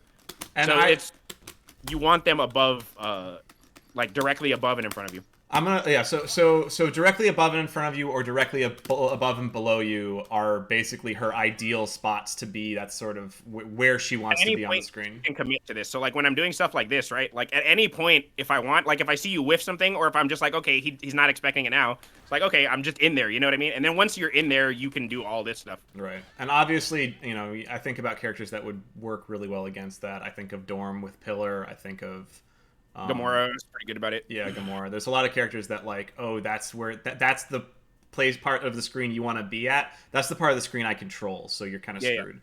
Yeah. Okay, so I want to talk a little bit more about up kicks because we were on the subject. So one thing I see Stylo do and I see other Chuns do is when they don't have tag, they'll up kick twice, which is incredibly fake. But I find it very, very frustrating to push block up kicks because if you spam push block, you'll open yourself up because it doesn't it doesn't jail the way you would expect it to. It's really go ahead. The range that it hits from. So like, you see how it's kind of like her level 3. She's wonky in the way that depending on how it hits and what part of the active hitbox, it's essentially a bunch of hitboxes hitting multiple times. And depending on when it starts hitting you, there's different delays between them. Mm-hmm. So it sounds really stupid because it is. So like, let's just say there's a 2-frame gap between most of them, but then there's randomly a 4-frame gap between like the 4th and 5th one or something like that. That's basically how it's designed. It's really shitty. So a lot of times what'll happen is if you're just mashing push block, this will hit you. It doesn't always happen. Yeah, like I was mashing push block with lights, and I just got completely opened up on counter hit there, as you can see. Yeah, so sometimes that'll happen. Other times you'll randomly get thrown out of this because it'll be like the right frame, then they'll be mashing and they'll grab you. Again, it's not super common that happens. Yeah, no, I'm OSing throw. There we go. Like there it is. It's super random, but that happens occasionally. But so the reason that makes upkick so hard to punish is because of that. So you can do like just stand there. Oh yeah. Like if I do light upkick, you're scared to swing because if I do heavy and you swing, you get hit. So you can do light kick because it's so fast, and that'll happen. It'll sometimes avoid moves. And then I can also just do stuff like this. Yeah, like you can jump punish it, but now try to do that with the other one. Like I can do this into like tag stuff and try to shoot. You can always tag in this game. But I find it frustrating when even when she's solo or tag is down. There are times when like sometimes it's online, sometimes I'm just not on my game, but like it can be really, really frustrating to deal with in a way where it's like kind of plus. So like this, like try to jump punish it like here. See? Yeah. Because of when it's hitting, it like has different frame values, so it's not always the same timing. And if you miss it, you get uppercut. So it's just kind of awkward. And then at any point, if I really want to, I can like also just super or something like. So it just makes it really annoying. And then obviously I can tag and whatnot. Yeah. So the other thing I want to mention with up kicks is obviously there's the 3 air actions or air specials in the game. It's a really good thing to stall with. So like sometimes you'll be dealing with lockdown super from Ghost Rider or some other character. And you're just like, well, take to the skies, Chun-Li. Yeah. Like I'm just going to be up here and nothing's going to hit me. She's really good at just stalling out, and that can be part of her full screen kind of game. Yeah, so some things like a Segenmu, for example, if he activates, obviously I'm not getting close to him, and he's trying to keep me on the ground to mix me, right? So, like, I'm just going to jump out, stall, it's like, okay. And then it depends, you react normally, so, like, I'll jump like this, right? And then if he's jumping after me, like, if I see he's jumping after me, sometimes I'll just wait and dash under and just kind of, okay, run away again. As soon as he fireballs, I'm up in the air again, I'm just stalling. And then if at any point he super jumps after me, I just tag, and now I'm stalling on the ground. Like, you pretty much just stall out a lot of moves like that. Like, Gamora clones, you can also do that with. Those are kind of like the super common ones, like any kind of clone activate super. Yeah. But yeah, Ghost Rider super is another one. Or if I jump out of a Winter Soldier that's super tagging and I don't want to deal with it, I just get up here. Stuff like that. In terms of characters like that have good stalling runaway, she is, for how bad she is at getting in, she's surprisingly good at just staying away. Yeah. Cool. So that was the extra thing I want to talk about. That we covered mid-screen and up close options pretty well. But is there anything else? Because we talked about how she's incredibly good with both of those. We talked about the air dashes. We talked about the cross-ups. Is there anything in those ranges that you feel like we didn't cover that you want to talk about? I don't know if this move is a meme or worth talking about. I've been hit by it. I mean, I know you can do a high-low off of it. Yeah, it's an overhead, but it's not on purpose. Most of the time when you do this, it's kind of like, I messed up. Shit. All right, cool. But it's not really, like, meant to. It's like when I was trying to do the super and getting, like, this or something like... It's like, at the range at which you could do that at, you could get so much better solo pressure that, like, it's a joke to do. It's like I said, when people do stuff like this, like with Chun, and they tag the second carrier, I'm like, why? Like, there's no point to do this. You're already in where you want to be. Unless you're really trying to get her off the screen and you're looking for a safe way to do it. It's not the mix you want to go for. No, you're right. You can get hit out of this. It's like, if I'm stalling at low health, I'm not going to be like, oh, tag! It's like, no, I'm going to do something like full screen jump in and then like this and cover her on the way down, right? Like, I'm going to do stuff like that rather than let me risk getting randomly swung on and die. Like, yeah. No, that's an excellent point. Okay. So let's talk about pressure and mix. You've kind of danced around this and shown it a bunch of times without really breaking it down. Pressure sequences. So what is, like, let's say you get raw tag crash on block with Chun-Li. What are your pressure sequences that you're going to start mixing with her? So I personally, after, like, let's just say I do something like this, I just go into this immediately because so sometimes when you tag crash, if they push block a certain way, this will miss. So, like, I don't know if you can try to push block. I'll try to push block. Oh, yeah, wow, anyways, you have all the momentum. Yeah, sometimes if it's far, like, the momentum won't go that far, and you can push block them away like that. And see how I missed? Because they time it a certain way. It's just more consistent if you wait. This will always work. So you do a little dash up into a heavy. So I do dash heavy into this, and then no matter when they push block this, I can always go into my tried and true will always work mix up. So I personally almost never do the high-low immediately because the next part is a gapless anyway, so I can force that same mix. It's just a little more technical, but do you have to respect bust outs, or is it jailing? Oh, like well, it's an automatic safe jump against 90% of stuff. So like pick Winter Soldier. Oh, yep. And then just is bust outs back kicks? Yeah. Oh no, it's back punches. Sorry. Okay, sorry. Hold on. Oh, you did it at the right time there. There, I can counter super. If I do it, but yeah, like that, it'll just block. Yeah, you just punish her for I tag and get my mix off of it or whatever. Okay, so I want to just talk a little bit more about what you're doing. So you're doing heavy punch. Usually dash heavy punch into jump cancel, air dash forward, light kick, into land, dash forward, heavy punch. That is the sequence, right? Yeah, so one thing to note in this game is that momentum carries, so like, look, push block my heavy punch. I'll try. Look at how far I went, right? Like, I'm basically, like, aligned with, like, the middle of my body with this little line on the floor. Now, if I do push block again. Yeah, dashing heavy punch makes the push block. See how I'm a little bit closer? Like, it's not, I was more like over here before, and now I'm like more over here. So the momentum carries over, and it stops you from being push blocked as much. So, and that's important because of things like this. So like push block the air kick. See how like I'm pushed over here? So if I do heavy punch, nothing's gonna happen. There's no way I hit him. But if I do this and then I dash, I'm already into like the other range, and then I can get this again. So it makes it like if I didn't dash, this is what would happen. Like just push block. See, I'm already too far. Like after one rep, I'm too far. See? So you have to be doing the dashing to cancel out the momentum to where, look, now I'm not moving anywhere because the momentum being canceled from the dash.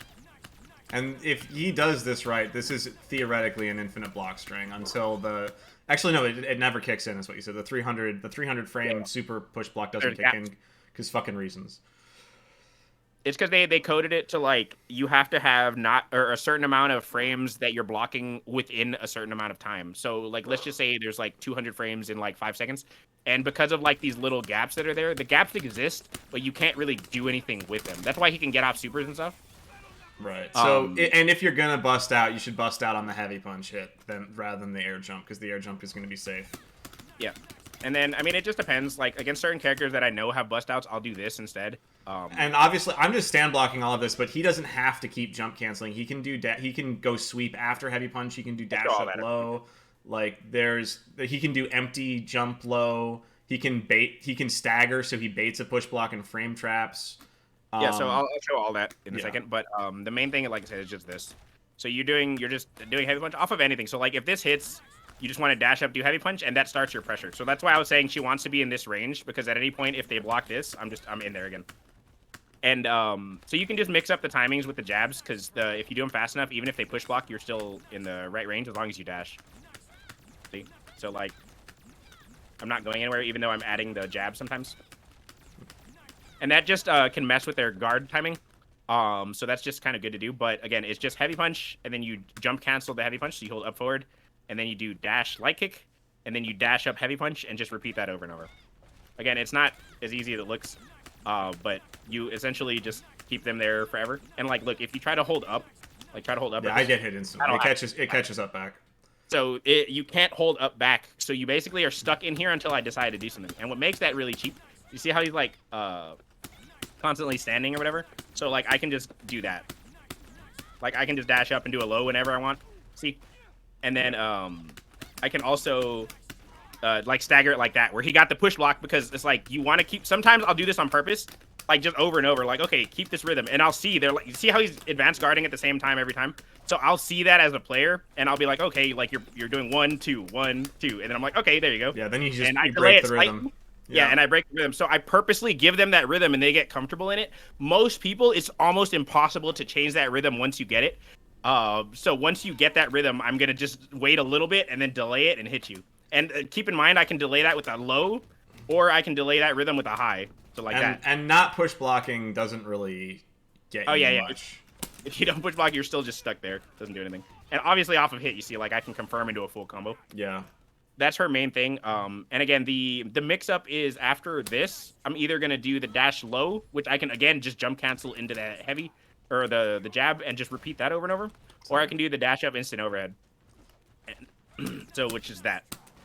Which, obviously, you can see that's fast as shit. So I can just, just go straight into it and whatever. That's the main cornerstone of her pressure, is being able to do that. Keep them there, and then just kind of decide when you feel like hitting them.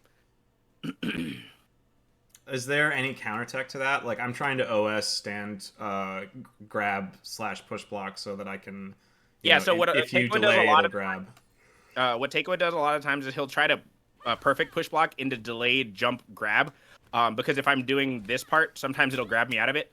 The problem is, again, if I do the delay thing and he does that, he's gonna get hit. So it's kind of like, that's an option, but it's not a great one. It's more relying on me to mess up for him to get the thing, me to not react to it, etc. But that is like an option. It felt like there were perfect push block timings for the heavy punch where I might have just enough frames to jump out. Yeah, so that's the reason I mix it up with other things. So like that's the reason sometimes I'll do the jab there, because that you'll perfect push block the jab thinking it's the heavy, and then I see the glowing yellow, and I'm like, I've got it, and then I get hit. Yeah. That makes sense. You can. That's the same reason that the stagger is really good. Sometimes you'll just do this, and they'll wait for the perfect push block, and then they get hit. So, like it's an option, but it's more of like a hope to God he messes up or does the right timing. It's not really like an option that's consistently going to work. Right. There are just so many layers to this. There's no one solution. Have a bust out and have a character you can tag into is like the best thing you can really do with it. It's basically like, unless the Chun player screws it up, you don't have a good way of getting out. Yeah, and then the problem is like with bust out supers, like against Winter Soldier specifically. I messed up one. Like against Winter Soldier specifically, and other characters, tag back in Winter Soldier, and just try to do the punch super. Yeah, so like this will happen. Oh, and if I try tagging there, I might get meated by you'll get happy birthday. Yeah. No, you'll get hit by this if you tag because you're doing the overhead. Okay. So it'll hit both, and then you get happy birthday. So like I have options against that, even if I think like they're gonna. So if you can call it out, but if you call it out, it kind of ends the pressure, I assume. No, that push. Okay, look. Well, yeah, like in that case, because the overhead itself isn't a true block string, but I can like beat that with everything else, right? So like it's kind of turns into a 50-50. Yeah, where, it's an RPS where you have like rock and paper, and I'm with like a broken pair of scissors or something. Pretty much. So I can decide if I want to do this, and if you try to hold up, you're getting hit for sure. And if I think you're gonna do the super and I do this, you're getting happy birthday for sure. So it's like. Yeah, and then because Winter Soldier super is so slow, you can actually just tag and block it anyway. But again, you can reaction super it too. I'm just missing it for whatever reason. Maybe can Monster Hunter do like true charge / tag to get out of it? Yeah, but because of this, if I'm doing it You'll properly, get which OS push, OS grab or something. yeah. So I'm doing dash. So I'm purposely doing forward with the stick and then doing the heavy punch. So if Okay. you do something like that, and I get this part, so like I'm doing this right, dash Right. forward, because you're not going to be in block stun anymore because you're doing the move. It'll just grab you or the tag instantly. Do you do so? You do forward for the ground Yep. dash and the air dash. No. So the air dash I do punch or 2 punches, and then for the ground dash I do the stick. And you do So the for that stick particular specifically so that you can OS the grab. Yeah. So that way I get the forward, and then if you do something like with armor or whatever, it'll just do this. Okay, that's really good to know. That's a good little tech tip. Okay, so that's her bread and butter pressure sequence, and you can, for example, do the sequence mid screen where you start the sequence with sweep and it hits, and then you still like jump cancel OTG pickup. Oh, yeah. Yeah. So that looks crazy to me every time it happens. And there's also situations where like you can do sorry, I didn't mean to do that one, but like I can't. I'm not a Chun player. That you can get that to combo. There it is, 2 hits. So you can get heavy punch yeah, you can get heavy punch, jump cancel, light kick to combo on hit. As a confirm. So like you don't need to, I guess my point is you don't need to quickly visually confirm these sequences. You can just do the sequence, and 2 or 3 hits into the sequence, you can be like, oh, I hit, and confirm it. Basically, most hit confirms are going to be at least 2 hits. So just an example is if I'm doing something like this, okay, cool, it hit. I'm going to confirm that, right? Like, right. It's not necessarily like, oh, okay, as soon as I do this, I have to hard commit to this. It's like, no, you just see what happens. Yeah. Most of the time, that's why I do this too, is because it's a confirm. Okay, it's cool, a good visual. Yeah. Okay, so she is made of rebuy sequences, so I don't really think it is a topic that's on my list here to cover, but I don't think it's relevant to her. For people, like, rebuy is basically like, oh, I need to do something to keep my pressure going, but she literally, everything about her kit is rebuy because of the way her jump cancel works. She doesn't need to, like, open herself up the way a fly character might to, like, scare the opponent into blocking and then get more pressure. Like, they have to work very hard to get her off of them. Probably the hardest of any rushdown character in terms of, like, defense work you have to do to get them off of you. Yeah. Yeah, let's talk about sequences. I mean, sequences off tag is the same, right? It's the same pressure sequence. Like, there's no... Yeah, that's just what you're trying to get to. Like, this is like your win condition, essentially. Just getting into this to be able to do whatever you want.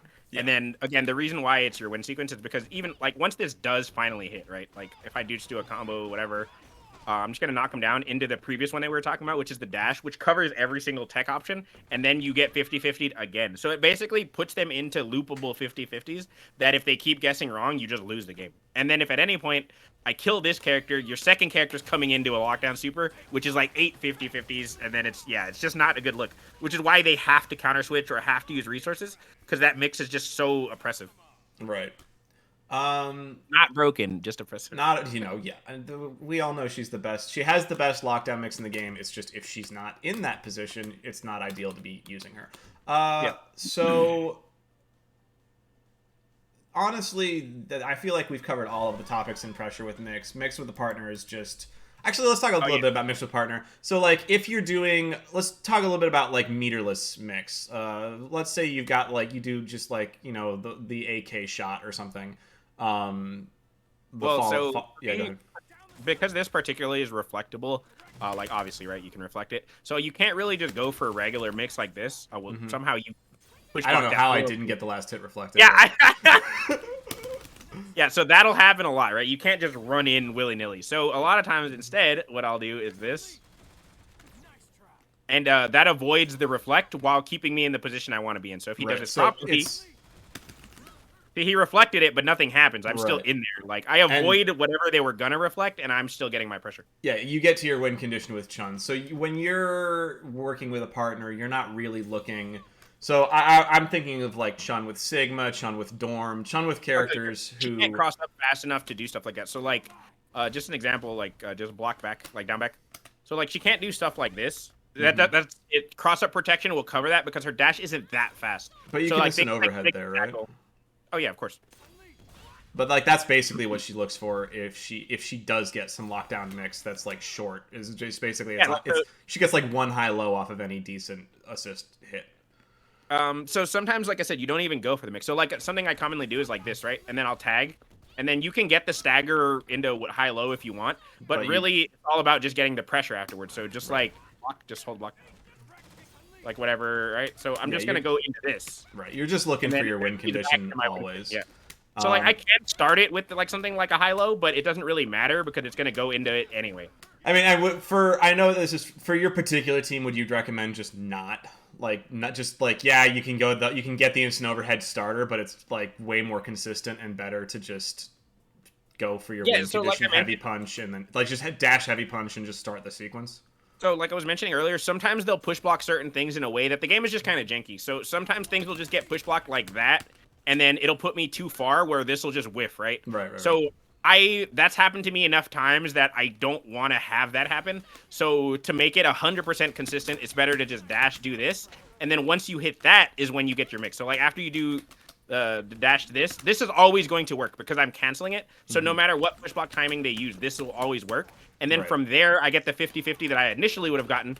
And it's consistent 100% of the time rather than just coming in, oh shit, if they push block, I miss. You know what I mean? Okay. So So that's why basically, it's a more technical version because you have to do additional inputs, right. but it guarantees you get this and not ever going to risk that, like, shit, they pushed me. Right. And so basically, anytime you do anything with a partner, with the exception of Lockdown Super, which I think you do it different sequences for, you're really just trying to get them in the Chun Blender sequence. Yeah. Like, there's nothing else you're going for. Yeah. So let's There's talk no about reason to mix up something when it's so strong. right. Just use what works. I respect it.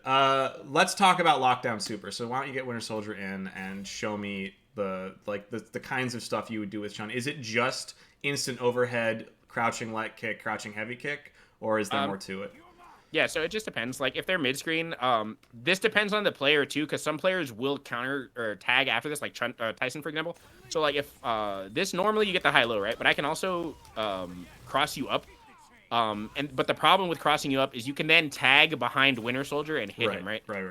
So against certain players I won't do that, but against certain players I'll actually bait it. So like against Tyson, sometimes I'll do this. Like if he's mid screen, let's just say I do this. Do you want me to tag when you cross up? Yeah, oh, like, you'll I'll cross like back that. up. Oh, okay. Yeah. So you'll he'll make get them. this tag on the other side, and then I happy birthday him. So he thinks the tag's going to come in behind Winter Soldier, but then you side switch again, and now he's birthdayed. Yeah. Okay. Interesting. And you'll see me do that again if you watch the first to 10 set against him. I do that a couple times. Like I did it like 1 or 2 times. Yeah. But So he's really eager, hoping you'll make the mistake, and doesn't respect that you're baiting it. And it'll do the side switch, do Lockdown Super side switch, but actually do it in a way that I can tag it, so like people can see what we're talking about. So like if I'm just doing mix here, you can just mash tag there, and it'll come behind. Right, you. and then Shun is over here. Yeah, so that's So one I thing. basically can waste the bar for nothing, which is obviously terrible. So it's important, and obviously most of the time you go for heavy kick into Lockdown Super on a meaty situation, or you'll do falling guns into tag into Lockdown Super, so that you So there's take two the hit things with that Chun. But one is if the person is just bad, I just do this because that's pretty much reflectable. But if they like try to reflect this, right, Chun so takes the hit. Yeah, sometimes Chun will be able to reflect it back and hit their up back, just depending on when they do it. Oh, so you can up back that. Okay, I mean, I'm not trying to cover specific Winter Soldier stuff here. I'm just saying that like a lot. My major point was when you do a Lockdown Super on their wake up, you want to make sure that if they're rolling forward on their wake up, that you put Chun behind Winter Soldier or on the same size Winter Soldier, so that they can't get the behind tag as a wake up option. This is, I guess, what I was going with. So let's just say I knock them down, right? You basically do the wave dash thing with any of your lockdown super characters. So like just that roll in any way, it doesn't matter. See, and I'm always going to be on the side that hits them. So Chun is always coming behind them. So what you normally want to do, if they have 2 characters alive, just block. Yep. What you normally want to do is this, and then once it hits, dash, get them here, and then you can do your mix. To where you're never going to get behind them, and you get all the mix where you can just kind of loop stuff over and over again. What about like a Nova situation, or I guess you just reaction That's why super? you push them. No, that's why you push them away. No. I'm saying if you with Winter Soldier, like you're suggesting the person who, like if I'm doing that with Dante and I'm doing wave dash into like heavy kick into lockdown super. If I'm against the Nova, I don't necessarily have the luxury of trying to meaty them into a lockdown super as much as I would want to just go full screen to lockdown super. I mean, you can just heavy kick super. I don't know what you mean. Nova can do wake up bust out in a timing is inconsistent enough that I'm worried about getting hit.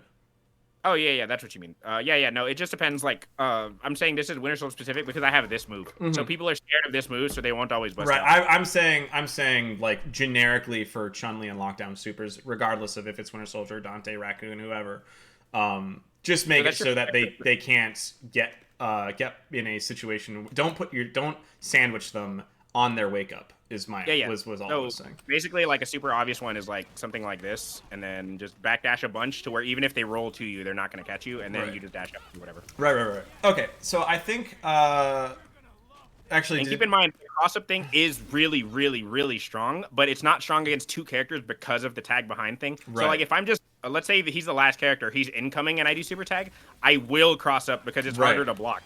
Right. I'll do that with... They can't just tag out of it, is the thing. Right. I'll do that with Dante. So you do want to sandwich them in a 2v1, but in a 2v2 you don't, because if they tag properly, they'll hit your other characters. So yes, that is an excellent point. Okay, so I with the mix with the partner, talk a little bit about like what you're looking for with Chun when you do this, when you're doing a super tag. Yeah, so the biggest thing is that you don't have to confirm on your own because the super's hitting. So like normally if I do an overhead, I would do something like this because like look, don't block. Oops. So like I want that to combo because there's nothing behind it, right? But if I do the other mix, which is the stronger mix, I can do stuff like this. And it makes me do overhead, right? Like I can literally do infinite overheads like this. And if they like try to push block it, see, like I'm not going anywhere. Like I can literally do this all day because the super is behind me. There's this gap that normally would be there for them to mash out of is no longer a gap because of the super. All right. So you can get stronger mix that doesn't have to be confirmed. So like again, this is a super obvious one. So obviously I get the low, obviously I get the high, but then I can do like high, like if I want, like stuff like that. I can do the high low. I can do high nothing high.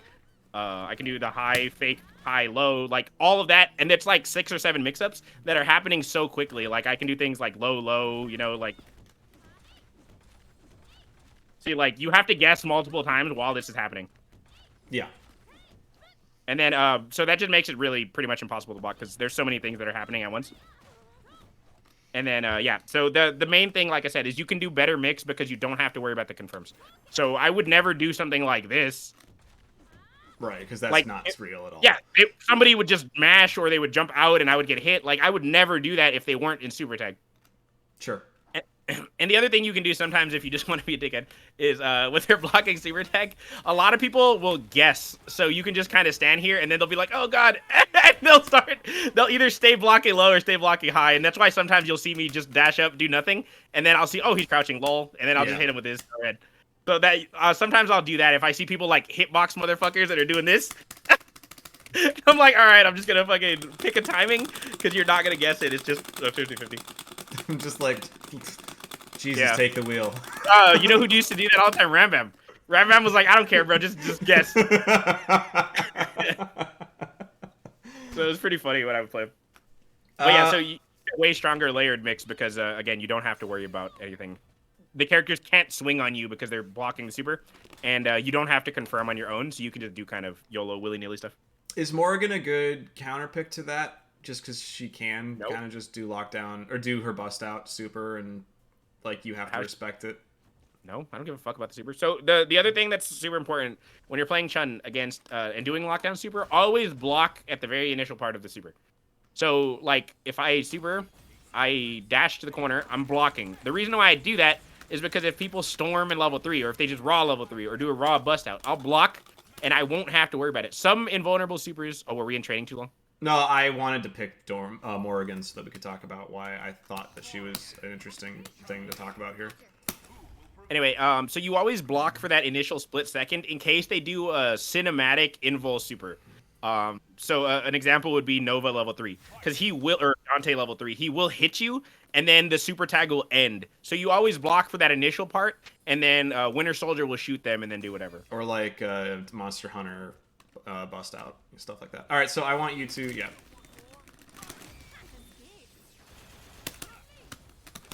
Well, that's interesting. I didn't know that worked. But either way, that really wouldn't matter. I don't think enough people play Morrigan as a counter pick to you, because I do think... Well, no, look, like, get over here. Because most I'm just doing that as, like, an example. But if I do it like this, you're not going to get that. I mean, you shouldn't have gotten that. I just mistimed it. Like, let me do that one more time. Okay. No, the heavy punch should guard you or whatever. Yeah, there. Yeah, you're right. So you're trying to mash there are situations in which you can absolutely prevent the super from ever coming out. Yeah. Like I would just, if I'm fighting a Morgan and I know that, I would do the heavy punch because it puts you in too much block stun. And then once that happens, the gun super's now hitting, and you're in permanent block stun to where if you're just mashing it, you're gonna get hit by the low because you're not blocking. Right. You're doing down. Yeah. Well, I'll get hit when the gaps are open, like stop the auto. Because you're mashing down. But so I'm mashing push block too, so I have like I'm in block and mashing push block, so there has to be a gap to get me out of push block to get hit.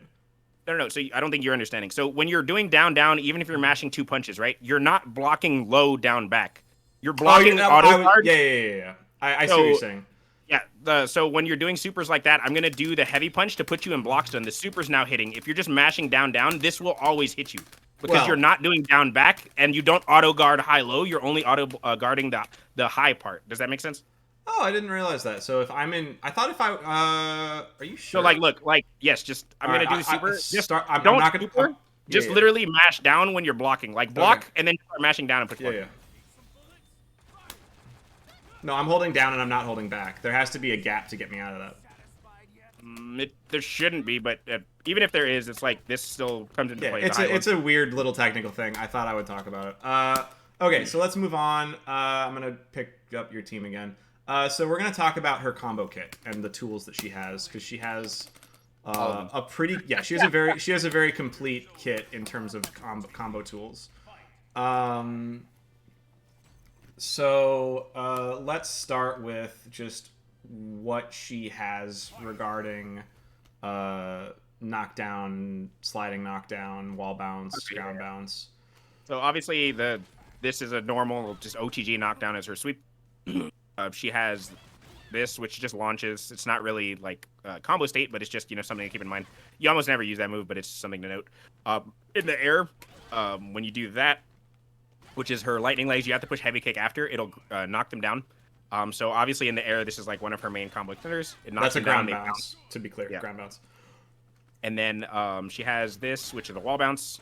And at least OTG after. Yeah, you don't have to let them hit the ground. I'm not going to go over combo structure, but again, it's something, you still can get your ground bounce off of this as long as you don't let them hit the ground. Yeah. And the last thing she has is the charged Kikosho, gives a sliding knockdown. And the charged spinning bird gives an OTG. Yes. So she has a very, very, very complete knockdown / combo toolkit. And a lot of those work in the air too. So like this is still gonna give you that bounce in the air. It really won't combo the same, but like if I do something like this, I can still do a combo afterward or whatever. Yeah, there's more stuff you can get. Yep. I want to talk a little bit. This move launches the scissor stand heavy kick. I don't see people use it. Is that just a weird, awkward move, or are there reasons to ever use it in a combo? Yeah, you can use it. So one of the things I do is if you want to preserve, depending on your team and if you want to preserve ground bounces. So like, let's say normally you'll do something like this, right, into solo combo, blah blah blah. If you want to preserve your ground bounce and OTG, let's say I hit with this, you can do this, and then like, see, I still have all of my stuff with Chun. I blinked, so you did you got that low air series because you used the heavy kick launcher instead of the actual launcher. Yeah. So like, depending on the combos that you want, it's something that like I don't need it with my team, but if for whatever reason you're looking for a specific way to keep your ground bounces and things for other characters or whatever, you would just do this. I see. So it's a way of she can set up an air series that preserves OTG with it. Yeah, see, like I haven't used anything, my ground bounce, nothing. Yeah, and then when you hit them down, you're just gonna counter or hit them with the tag. You tag so the ground bounce doesn't get used. You save OTG. Yeah. And that works midstream. It's just a different route, so it's like. Okay. Yeah. And then it's just like, okay, cool, whatever, and you still have all your stuff. Right. Well, yeah. Winter Soldier did before he used it, but I see your point. Yeah. Okay, very cool. So let's talk about conversions. I think we've covered these briefly, but we'll just really quickly go through them again. So versus grounded, obviously you're usually doing the blender series, which basically you just jump, cancel, confirm to pick up, and as soon as you do this, you'll see it hit, and then you just do jab. So it's like Okay, cool. I hit them. Let me just combo, right? And now the world is your oyster. You just kind of do whatever combo you want. So versus jump and super jump, it seems like you just do DP and you have to spend a bar to confirm it if you feel like doing that. Oh, no. It depends what you do. So, like, if I hit a jab, see, like, I can do stuff like that. So, it depends where you hit. Obviously, with Power Stone, I'm just doing this. But if you don't have Power Stone, let's just say I do something like that. You can just waste your jumps to force a confirm. Sure, like this. And you can use Lightning Legs to get the good ground bounce. The nice thing about Lightning Legs ground bounce is that it will send vertically straight down instead of to the side the way that Heavy Kick does. Yeah, so when you're hitting with, like, let's just say jump jab or something, like if you're meeting someone up there, you just want to do dash into whatever. So, like, you'll hit it, and then you can kind of just confirm into your normal combo. And again, you don't have to do that. You can do other stuff too, like do it. So, like, obviously you can, just tag your other character, do whatever. Like if you want to do a super easy baby mode version. Sure. And off of super jump, it's just a similar situation. Yeah. Now, the thing about a lot of what I'm seeing there is that most of what we're seeing for the confirms are stubby buttons that are basically you're getting up there using her fast movements and double jumps to get to the opponent. Range is maybe normal. Yeah, range is not the thing that she's using. So like, if you're hitting at the very very end of a move, you'll have to use the dash to get in. Just be aware of that sort of stuff. And obviously, power makes everything easy, but. Well, yeah, I mean, it's super easy anyway. If you want to do like an easy confirm rather than the advanced one that I'm doing, you can just do like go straight into the lightning legs. So like, just whatever. You don't have to do the dash one. It just adds extra damage. It's more like an advanced version, but and it always works. So it just kind of depends what you want. It just adds a little more damage. You can also just go straight into super if you really want to. Like again, so just put a 1 bar really quick. I just want to show this because it's kind of important. Yep. So another thing is like if they're close to 2 bars, just jump. If they're close to 2 bars, like let's say, oh man, that would have built them the 2 bars. You can also just go straight into super. Like do it again, just jump. This builds almost no bar. Look at their bar. Yeah, that was nothing. It builds like literally nothing. So sometimes you'll be able to just reset it really quick. Yeah. And then do that one more time. Let me do this. All right. Yep. Just jump. So sometimes you can do stuff like this, where it's like, look at how little bar they build. And then it's like, okay, I'm just going to come in. And then it's like, okay, you still can't tag. And look at how much damage it's going to do, right? Like, so sometimes you'll want to go just straight into super. That's, again, one of those, like, niche moments where, why would I go straight into super? You're looking for a lockdown confirm to prevent counter tag. And keep in mind, if she has, give me 3 bars. Yep. This is the broken stuff. This is what Mike is not going to grant. Now jump. So, like, keep in mind, if I do this and you don't have the bar, I can always, with Chun, just by herself do this. So... That's you can just straight dump 3 bars. By the way. Yeah. That's uncounter switchable, by the way, and it basically built them like an 1/8 or a 1/10 of that bar. Let me try to counter switch the whole time so people can visually verify that. Well, jump. Oh yeah. Well, here you'll be able to, but what I'm saying is if they're not at the 2 bars yet, like for this after that first hit, I'm counter switching now, and there's nothing I can do. Again, that's a jump cancel though, and that is difficult. Yeah. So what I'm saying is, like, you see, like, let's just say I'm building my bar, whatever. So, like, if they're like this much bar, for example, and you air to air them, like, they won't build that bar. See, like, that jab into, like, jump again. So, like, if I go into super there, that won't build them the bar, and then I can just dump my meter and kill them. Rather than, it's an anti-CS thing where normally if I do any other combo, like if I do this, okay, they're instantly going to counter switch, right? So that could be the difference between winning and losing a lot of games. You go straight into that. And then obviously I can also do, if I really wanted to, I can do 6 bars. So I can do Chun super in the air and then do ground super, do Kikosho, and then level 3 with my other character. Like it basically does like 8 or 9k. You can kill someone pretty much from full health. If both my characters are at 20%, and his are both pretty much at full health, like let's say 90, 80%, if I hit with this to prevent them from counter switching, I can literally kill them. And they can't counter switch out of it. So it's like, those are the kind of situations where you'll want to do things like dump the bar. Right. So let's say theoretically, don't block for a second. So I do something like this. What is the? No, that's not really a good example. Well, the note I had is how do you convert off of OTG? But like every time I ever see you do power surge into anything, you always hit them before they OTG, because you don't need to use the ground bound or the OTG there. Well, Chun just doesn't need OTG for anything really. So like even if off of this, I can just do my normal BMB. So like whether it be off of this or whether off a raw power stone, I normally depending on what I'm trying to do, sometimes I'll let them hit the floor because I can do this and like move them further to the corner. But she never needs her OTG for anything. She doesn't have something that like puts them in an OTG state after her combo starts. So it's kind of irrelevant. Like let's just say I hit this even off the ground, I can just do like my normal BMB. All right, so that's gonna bounce them, and then this is the sliding knockdown. And see, like I still did all this damage, and I haven't used an OTG. Right. So like I don't really care about the OTG as Chun. No, that makes sense. I mean, here, like this is roughly the combo you taught me. Yeah, that's pretty much what I did, just with less hits. Yeah. And then it's a double dash up into an air finisher. But the thing I wanted to talk about was, and you generally will pick up OTG with the dash up heavy punch, because it's just it's such an easy button. You just mash dash and you pick it up. And then a lot of her other buttons don't hit. Yeah, I know that like Yanice, this hits, but sometimes it'll hit push them in a weird way. Yeah, like if it's like this. See, like you won't get it. Same thing with like this. Yeah, so you could get heavy punch moves her forward.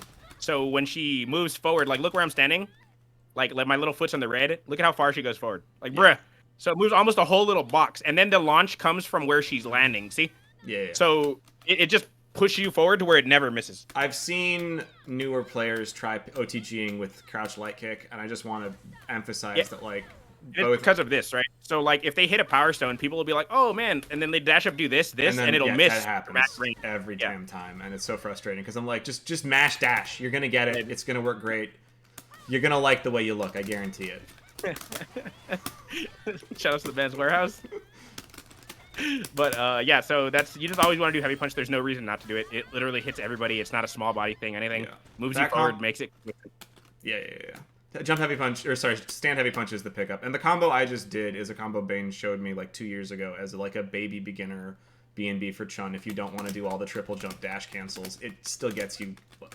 It spends a bar. You don't have to spend the bar there. You can just go into jump heavy kick to finish it. But as a beginner, don't worry too much about wasting bar. Just worry about getting a feel for the game, doing combos and stuff. But yeah, the only exception to heavy punch here is if you're doing like the pressure stuff. This will OTG, and then you just dash jab afterwards. So that conversion's a little funky, but you'll just do this and then dash. Wow, that's fast, yeah.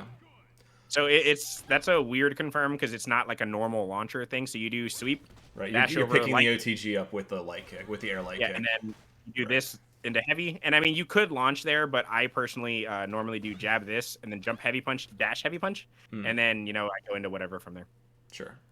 That's all like more optimal stuff when you're looking to optimize your things. So we talked a little bit about this before, but we'll talk about it again. Let's talk about solo enders. So if you're with Chun, basically whenever I see you doing a combo with Chun and you're ending it early, or you're just solo ending it, it's jump heavy kick. You just do jump heavy kick as the final hit, and then you just do the dash up mix. Am I wrong on that? So it's normally because if she's by herself, I'm trying to do a 2v1 comeback. So you're conserving bar for specific things. So just an example would be, like, let's say if you do this, I can always jump after. You see, I'm taking forever to land because I can jump. So the reason I do that specifically, rather than something like, I don't know, like a grounded like this relaunch and whatever, is because if they counter switch, they can sometimes hit you, depending on the character. And the same thing with like, if I end with this super, like I mentioned earlier, if I'm trying to do max damage, you can't really do that unless I do it purposely ending it early to get the dash afterwards. So it really just depends on the health of the character and how much bar they have. So if I'm trying to purposely not build them bar because my next hit will kill, like just give yourself 1 bar. Yep. You want one as well? Yeah, it doesn't matter. So like, let's just say they're about to build 2 bars or something, but I can kill them. Like put the health on what's it called? On not regen. 100%. Yeah. Oh wait, did I do that right? No, hold on, I didn't do that right. There we go. Okay, so like, let's say I'm doing a normal combo, right? Dun, dun, dun, dun, dun. And I'm like, okay, I'm in a 2v1 situation. I don't want them to build that bar. Normally, I'll end it with just this because then I can activate, right? And if I hit with anything, you're dead. Okay, cool. I killed the character. Yeah. Like now I have all this storm to work with on my second character, and you still have to guess into all this shenanigans, right? Right. And then the thing is, if they don't have box, a lot of times there I will end with super. because I want to get the situation that I just went over, where it's like, okay, I do as much damage as possible, and then now I'm 50-50ing you. If they storm or do whatever, I get a guaranteed 50-50 because you're stuck in like the animation of storm. You're just losing and I'm your right turn on to top storm. of them. Right. The exception is Soul. Obviously, they're going to come back. But even in, remember with that box combo that I showed and everything? So you're right in front of them when they storm. And you can do a move anyway. So, like, I can go high-low, and then they can storm. I'm going to land and still be able to high-low them. Right. So I did as much damage as possible. Like, if it's a one character, you want to do basically optimal damage. Reset really quick. Yep. So, like, for one character, if I'm trying to do, like, pretty much max damage, it's something like this.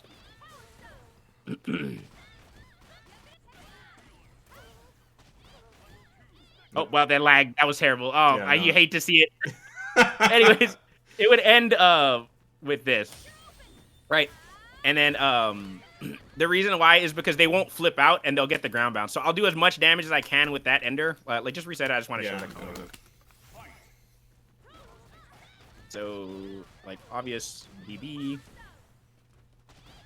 But you can't do the full jumps at the end because it'll mess it up. So this will keep them on the ground, or it should. Right. Oh, well, that's a little bit too many. Just a little too, but, yeah, just like one hit extra. Yeah, so the point is you want to do it really as low as possible, so I just have to not do as optimal of a starter. Yeah.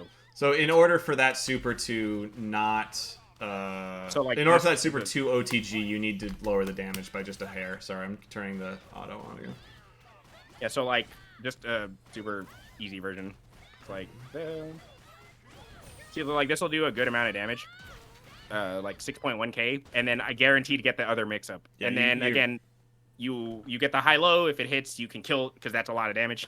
And like I'm a pretty I'm a pretty beginner level Chun, and I will absolutely just spend a bar with her solo just so I can get that Oki.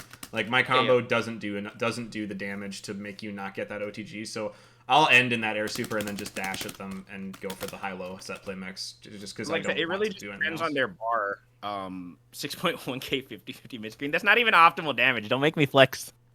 XC, you could also go for like, well, whatever. Anyway, yeah, it's pretty good. Yeah, the main thing is it depends. You really, her enders really depend on the game state. So that's like the problem is like I won't end with that super if they have 2 bars. The reason why is because if they have 2 bars, look, like I'm just like gonna counter tag on safe or something. Well, yeah, put your health back at like regen. Yeah, and give yourself 2 bars. Yeah, I'm on it. So like, look, let's just counter switch. Holding it. Yeah, just hold it.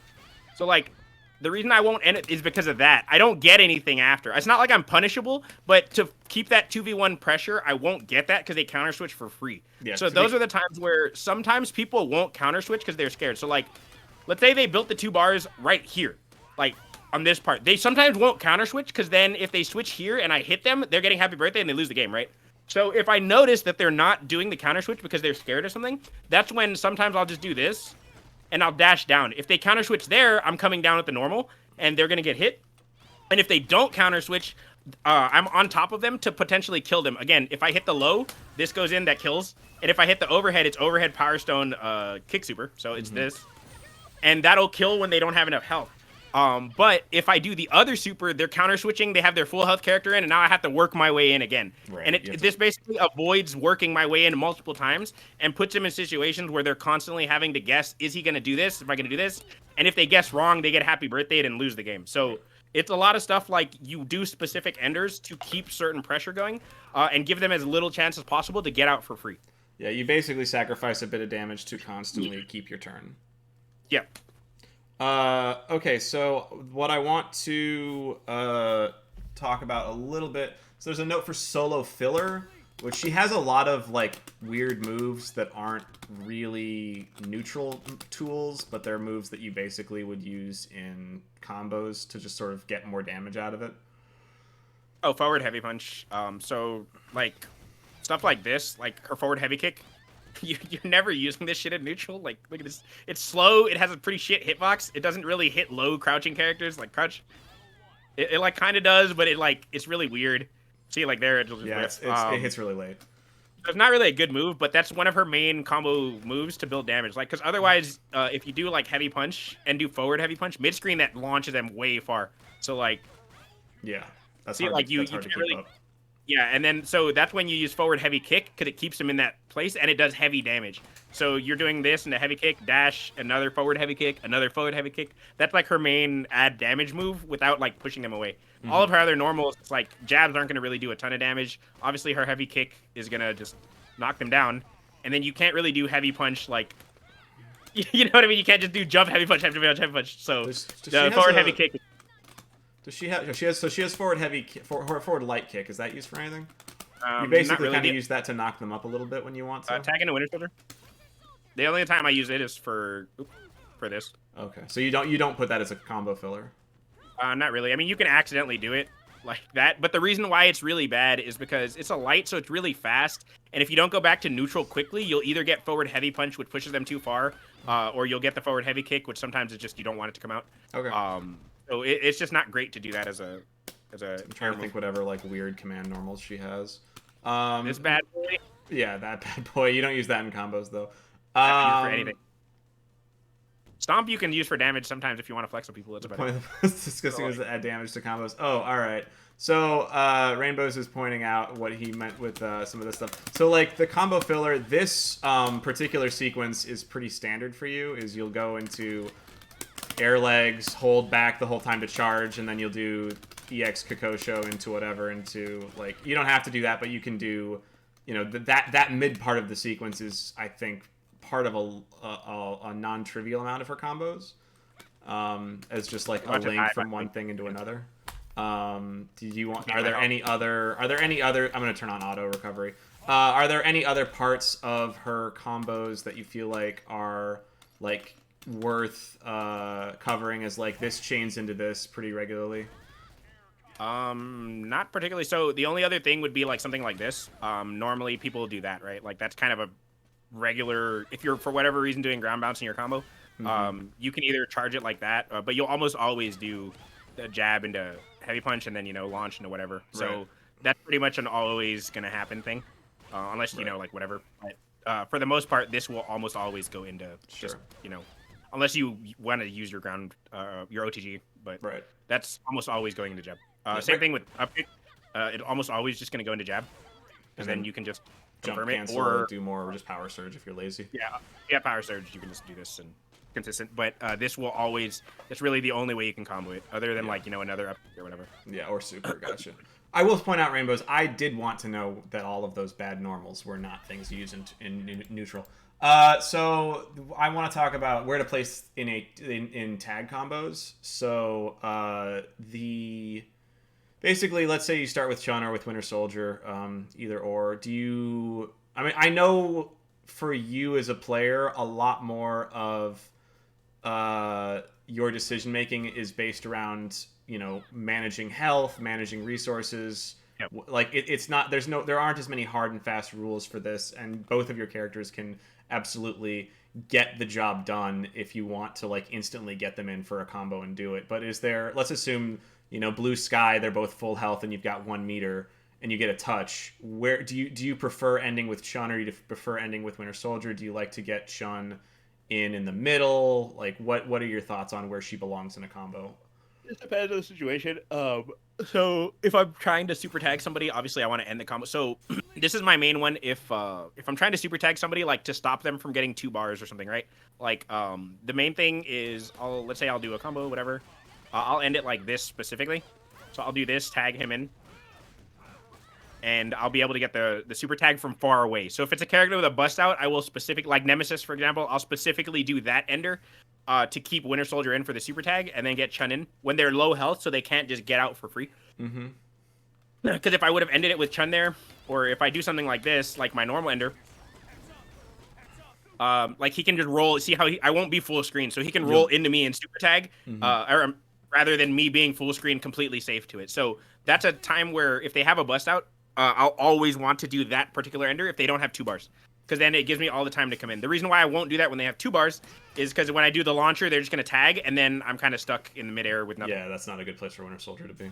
So it sounds like in general you want Chun to open them up and start the combo, and like the middle part is kind of whatever, but at the end you're trying to end with Chun's partner so that they can set up pressure to let her get in again. Is Sometimes there? though, like I said, so for example, against Ghost Rider or Dante that don't have bust outs, I don't always do that You'll because just go for the Chun mix point blank. yeah, on the their Chun mix Oki. is already strong enough, and they have no way to get me off of them anyway. Right. So I'll just go for the Chun mix. If it hits, cool, and then I can tag to Happy Birthday, super tag them.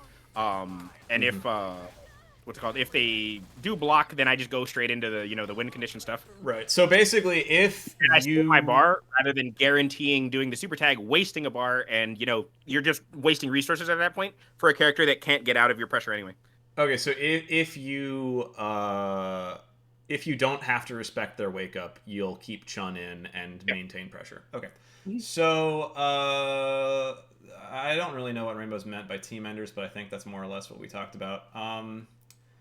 I think we've shown the tag combos. Why don't you show me a tag combo with your team? Just to have it in the right spot in the video. We're almost at the end of this. A combo that where you tag in the middle of it. Oh, sure. I mean, something like this, like if this hits and I'm too far, like just do something like that. Like that's just a confirm. Yeah. That you would do. But again, most of my combos, Chun does way more damage than Winter Soldier. So most of my combos are Chun doing as much damage as possible and then just getting the knockdown with Winter Soldier. That's about the extent of my team's tag stuff. It's not like I'm doing Poison Arrow stuff or Crazy Dance or Dorm spells. You know what I mean? Like, there's not really anything for me to do. Most of the team combos you'll see that are really weird like that involve a lot of capture states or involve things like charging spells or whatever, right? Yeah, like, yeah. My team doesn't have that. You don't have a lot of stall out shit where you're going to be doing hit grabs and mashing surge. You're mostly just real quick. Can you show and talk about the counter tag safety? Let's talk about counter tag safety. So you mentioned this briefly.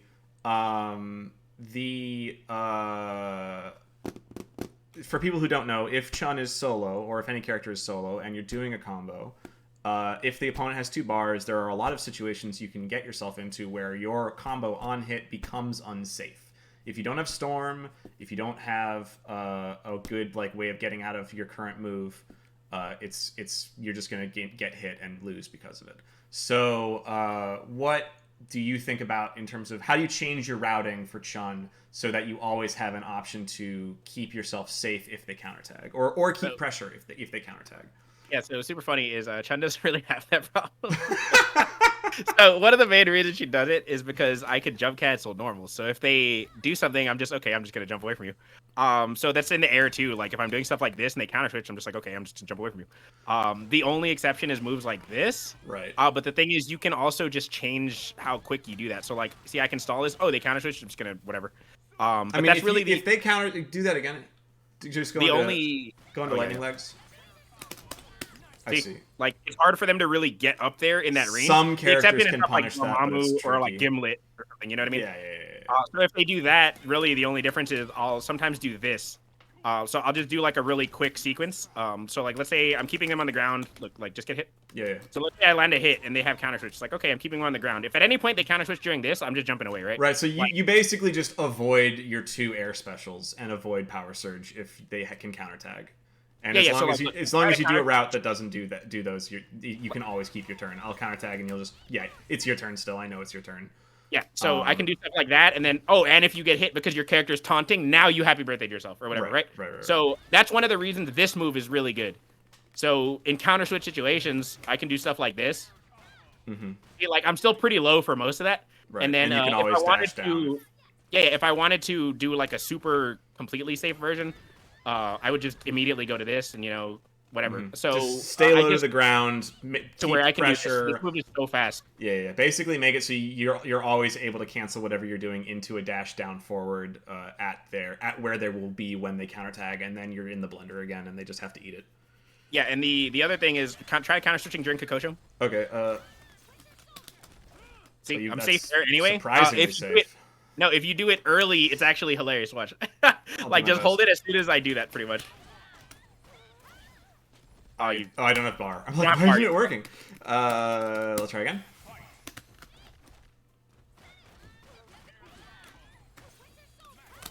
Yeah, so sometimes that'll hit, but you're just doing it wrong. But like when sometimes did you want this the counter tag?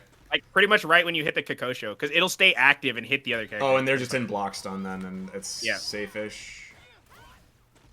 Yeah, you're terrible at doing it. I didn't know. So at what point in the combo am I trying? Am I doing the counter tag when you're charging and landing, or no? After the heavy punch hits you, and I'm starting to go into Kikosho. You can after tag. heavy punch. Okay. Like after the Kikosho hits you, pretty Oh, much. god damn it. I thought you were going to just do heavy punch Kikosho. Okay, do the thing. I'll do it this time. Yeah, see how it'll like kind of keep them there. So sometimes people come in and swing. Yeah. So she doesn't really have a lot of like super unsafe stuff against countertech. And like I said, if I really want to, like instead of doing this combo, like I can do this instead. Like just keep them up here and then, oops. See, like, okay, cool. You're not gonna counter switch. Let me get this, and then it's like, at that point, it's like I can still, you know what I mean? Like, oh, you're still not gonna counter switch. Well, that power surge would have been bad if you had done that, but yeah. No, I mean that was just kind of like an example, Yeah, I see your point. So let's move past that, and I want to talk about defending against Chun. So Don't, yeah. Obviously, there aren't a lot of players who consistently can beat you. Stealth is basic. Stealth is the only one that, like, I feel like has a pretty recent winning streak against you. Probably like 70-30 or something. I think you and Tyson are... offline, I think you beat him more. Online, even online, I beat him more. Yeah. In tournaments, I beat him more. Yeah. And I'm not really familiar with your records against the other three gods, but I don't think that they're particularly winning against you. I take pretty often. I beat Emo pretty much every time we played. Me and Johnny, it's kind of just depends on the day. So is Johnny more of like a 50-50 because of the Winter Soldier mirror? It's not that. It's just more if I'm playing really good, I fuck him up. If I'm not playing good, he shits on me. So okay, so that's so let's talk about Stealth and Johnny then, and what do they do to beat you more consistently? A lot of it is just the teams. Like, so Winter Soldier is great, right? But he can't deal with those characters in a certain way. So like, their teams really make Chun shine in the bad way. Like, I can't contest Dante. I can't contest Zero with Chun. So essentially, I'm 2v1ing the entire time when I play Stealth. So you basically, and then he has Soul on top of that. So the thing about so with Stealth and to some extent Johnny, is you have to play with your non-Chun character a lot more. You have to play with Winter Soldier much more of the match than you would like to. It's difficult for you to set up the pressure/support sequences to get Chun in so you can find your win condition. And even when you do, obviously Zero has a bust out super. Winter Soldier has a less good bust out super. But he can also randomly arm me from stuff like Blue Arm if I'm doing really predictable Chun stuff, things like that. So like even when I get in, they have options. Right. But getting in is so hard that I have to like work too hard. Obviously, don't get me wrong. There's times where I get in and it's just over because I guess right a lot and then they get fucked. As long as like once you get in, you're able to set play your way to victory. But if they prevent you from ever getting in, they can basically just try to beat your Winter Soldier. Yeah, you basically never have to deal with Chun is the thing. So like. Obviously, fighting 2v1 in an equally skilled player matchup is not gonna ever be in my favor, right? Like, so let's talk. It's pretty much what XP said. Top 5 is a lot of just player matchups, not necessarily I'm clearly way better than you. No, I get that. I'm just trying to figure out, like, you know, you're one of the best players in the world at this game, and you play Chun. So, like, what are things that can even beat your Chun? And it sounds like a lot of it is character matchup and just also preventing her from ever getting to do her thing. Knowing where to be against her and how to properly zone her out. A lot of people just kind of do things like, so a great example is when I'm playing really bad Winter Soldiers, a lot of times they'll just do this, right? Yeah. Or like, so like do that. It's just jump down shot into quarter circle forward light kick. Mm-hmm. Like jump down. What's down shot? That? Like that, yeah. Okay, so. A lot of people just do that, like things like that, right? Against Chun. And it's like, I can just dash if you do it wrong. Like, I'm already in here. You know what I mean? You just crossed up my inputs. So, like, Johnny doesn't really do that very often. A lot of times he'll either do stuff like this, which is the short one, which covers a better distance, or he'll just, like, do things like this behind Venom Trap. I literally have no option to get in. And, like, with Venom Trap on the floor, if I ever try to go high, Venom Trap hits me, or he'll dash under and I'll get 50-50'd by Venom Trap, or I'll block it and then he'll get away from me. You know what I mean? Like, I never really get a chance to get in unless Winter Soldier wins the matchup. But the problem is, because we also have the same character, like, not only are we playing a really stupid mirror match, but he has Venom Trap, which stops the only counterplay I have to the mirror match. So nothing works on this, like, literally nothing that I do. Like, this won't work, except for Grenade. Grenade is the only thing that does that. The problem is, if Venom Trap is on the floor, it eats Grenade, and his Grenade goes through. So I now am at a loss in the mirror match because he has a clear advantage, and when Chun is in, he has a clear advantage. Right. The only time I get an advantage is if I hit him because he fucks something up, and then I just run the game plan of Chun doing things and kill him. That's the only time I can beat him. Right. So that's why I'm saying it depends if I'm playing good. If I find those little tiny gaps or I guess right in the neutral like multiple times, things like that, I can beat him. So it But sounds like so let's take a step back. So if you are if Chun is not on top of you, and you're forcing the opponent to use Chun, you want to control this, like you basically want to control the space in front of you, like, you know, power surge, or like basically make it so that she struggles to get in, keep her zoned out. She can't do a lot to get in outside of being incredibly fast. yeah, yeah. So if you do non-committal options with good recovery, I'm like, how am I really going to get in on anything? I have to make a hard read to do something, or I have to tag in my character like this. But if your character has a good matchup on Winter Soldier, again, Zero and Dante don't have bad matchups against him. They're basically 5/5s or slightly in their favor. So those matchups now become, let's just say it's a 6-4 matchup. Right, it's 6-4, but he has two characters. No, I get what you're saying in that particular thing, but I'm thinking about in the larger scheme of things with Chun. It sounds like in general, the way to beat Chun is to be able to beat her partner. Like, if you can beat her support, if her support can't get her in, you can beat Chun. She's not getting it. Yeah. And so if you're against solo Chun, obviously you want to go for non-committal options. You want to zone her. If you can, you know, obviously, like anyone else, oh, that's not his super. All right, whatever. I was going to go for this. So if she still, you know, you said that was hard to block. Y'all are bad.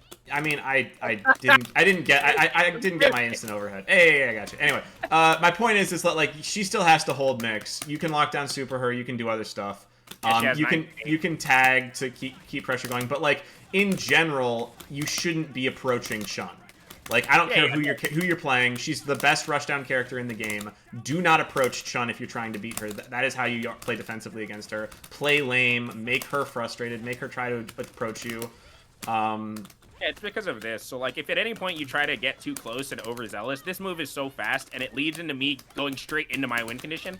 So you just kind of want to avoid that as much as possible. Like, her win condition is so strong, but getting to that is really weak. So if you can avoid getting into those positions, like I said, like, let's say I'm super jumping, right? Just backdash a whole bunch. I can't physically catch you. I literally can't catch you. The only option I have is to dash a bunch of times. If I dash a bunch of times and you throw out anything, I'm getting hit, right? Like, that's why a lot of times I'm just doing shit like this, slowly moving them to the corner, or like, okay, come on, I'm really close. I know you want to swing, and then I'm dashing in, right? Like, but she can't really just teleport in or anything. She doesn't have a zip. She doesn't have a teleport. I don't have a fucking big-ass disjointed quick normal.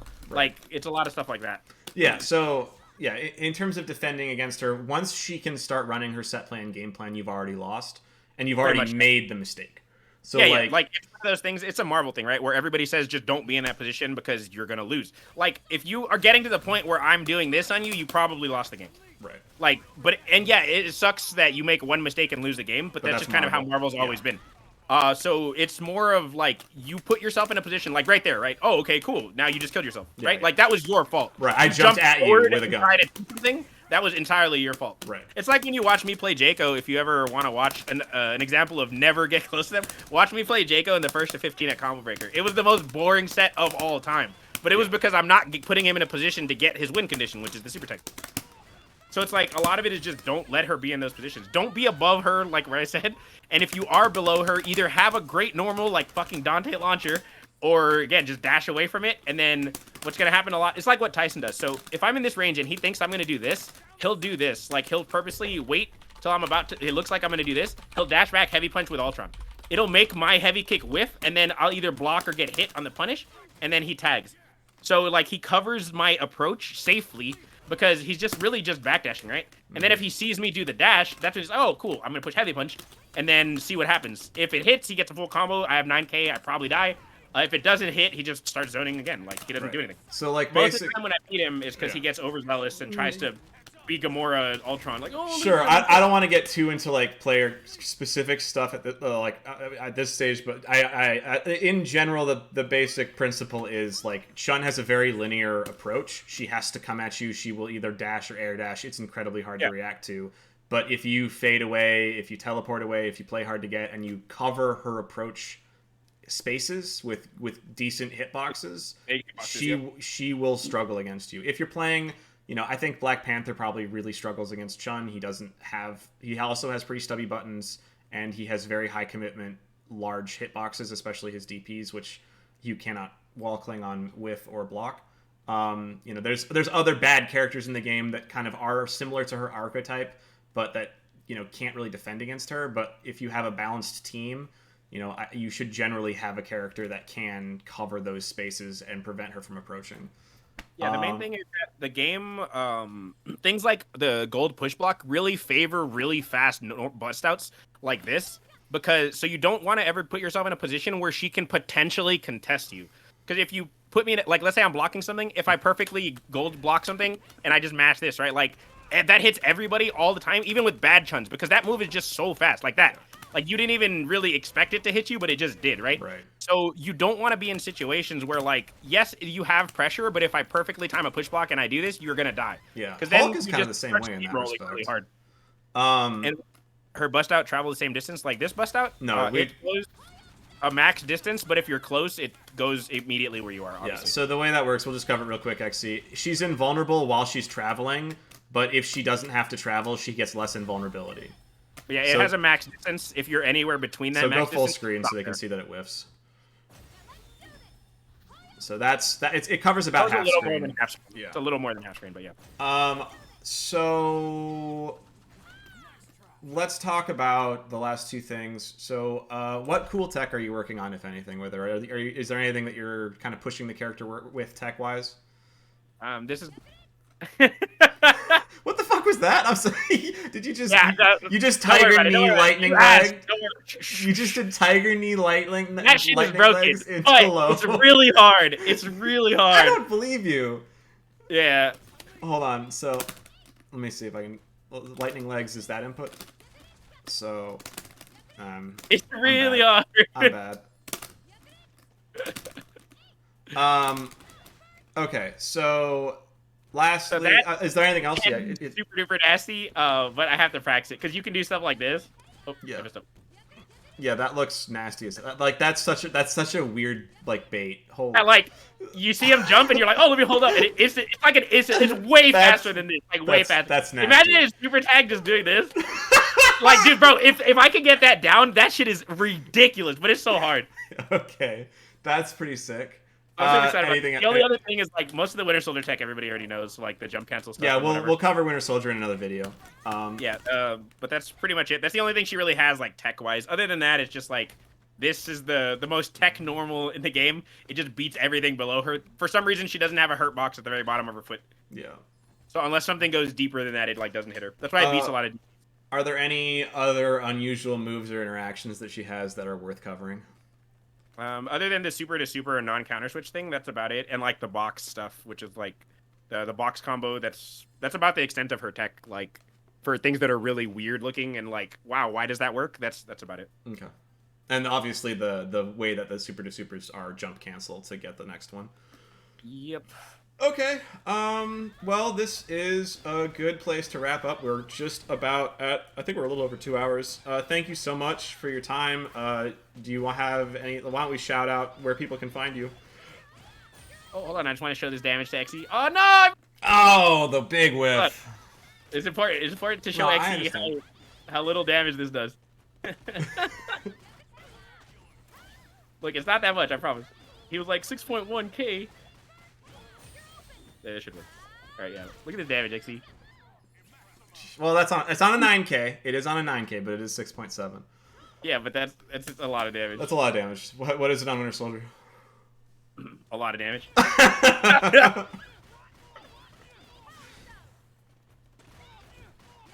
Is Rainbow still in here? Was there anything Rainbow's wanted to ask before we wrap it up? Not run it. Yeah, look, it does more on Winter Soldier. Oh yeah, because of guts. Because he hits guts later. So. My God, 6,900 for one bar is nasty. That's Thanos level damage. Like he gets. Yeah. He kept joking about jump cancel level 3 into jump cancel level 3, which I'm pretty sure isn't a thing. The swaggiest Chun jam combo. Pretty cool combo. Chun sucks. I don't know. Show me a swaggy combo. I don't have any swag. All right, Bane doesn't do swaggy stuff. We both know that's not true, but. Usually when you swag on people, you just reset them 9 times and then teabag them 80. Yeah, I mean, the closest thing even has, like, I mean, she has some cool stuff, like... Does she get anything she off can throw? do We didn't back. cover that. Oh yeah. She just gets. Oops. Bruh. It's hard. It's hard. No. Do you just want to tag there? What the fuck? Maybe it's because of back throw. Yeah. But I don't know. I don't know why it's missing so much. Anyways, she can just do this. There you go. All right. And then you can like do stuff. I don't know why it's missing. There's the throw combo. You pick up with heavy punch. It seems to not be working for whatever reason. Hello? Bane actually washed. There it is. There you go. Yeah. Then whatever. You just do this. And, That's really good damage for a throw. 2.8 damage on a throw that's pretty good. A lot of characters can only get like 2.2. Anyway. Swag sandbagging. All right. Anyway, shout yourself out. Where's your Twitter? What's your Twitch? Where can people find you? Everything is literally the exact same. It's just Banehollow3789. Twitter, Twitch, Facebook, everything pretty much. Discord. So if you want to find me, just type that in some random social and you'll find me. And you do stream this game as well as others, so people can stop by. Again, thank you so much for doing this. Hopefully we can do something again similar to cover Winter Soldier. And everyone else, thank you for hanging out.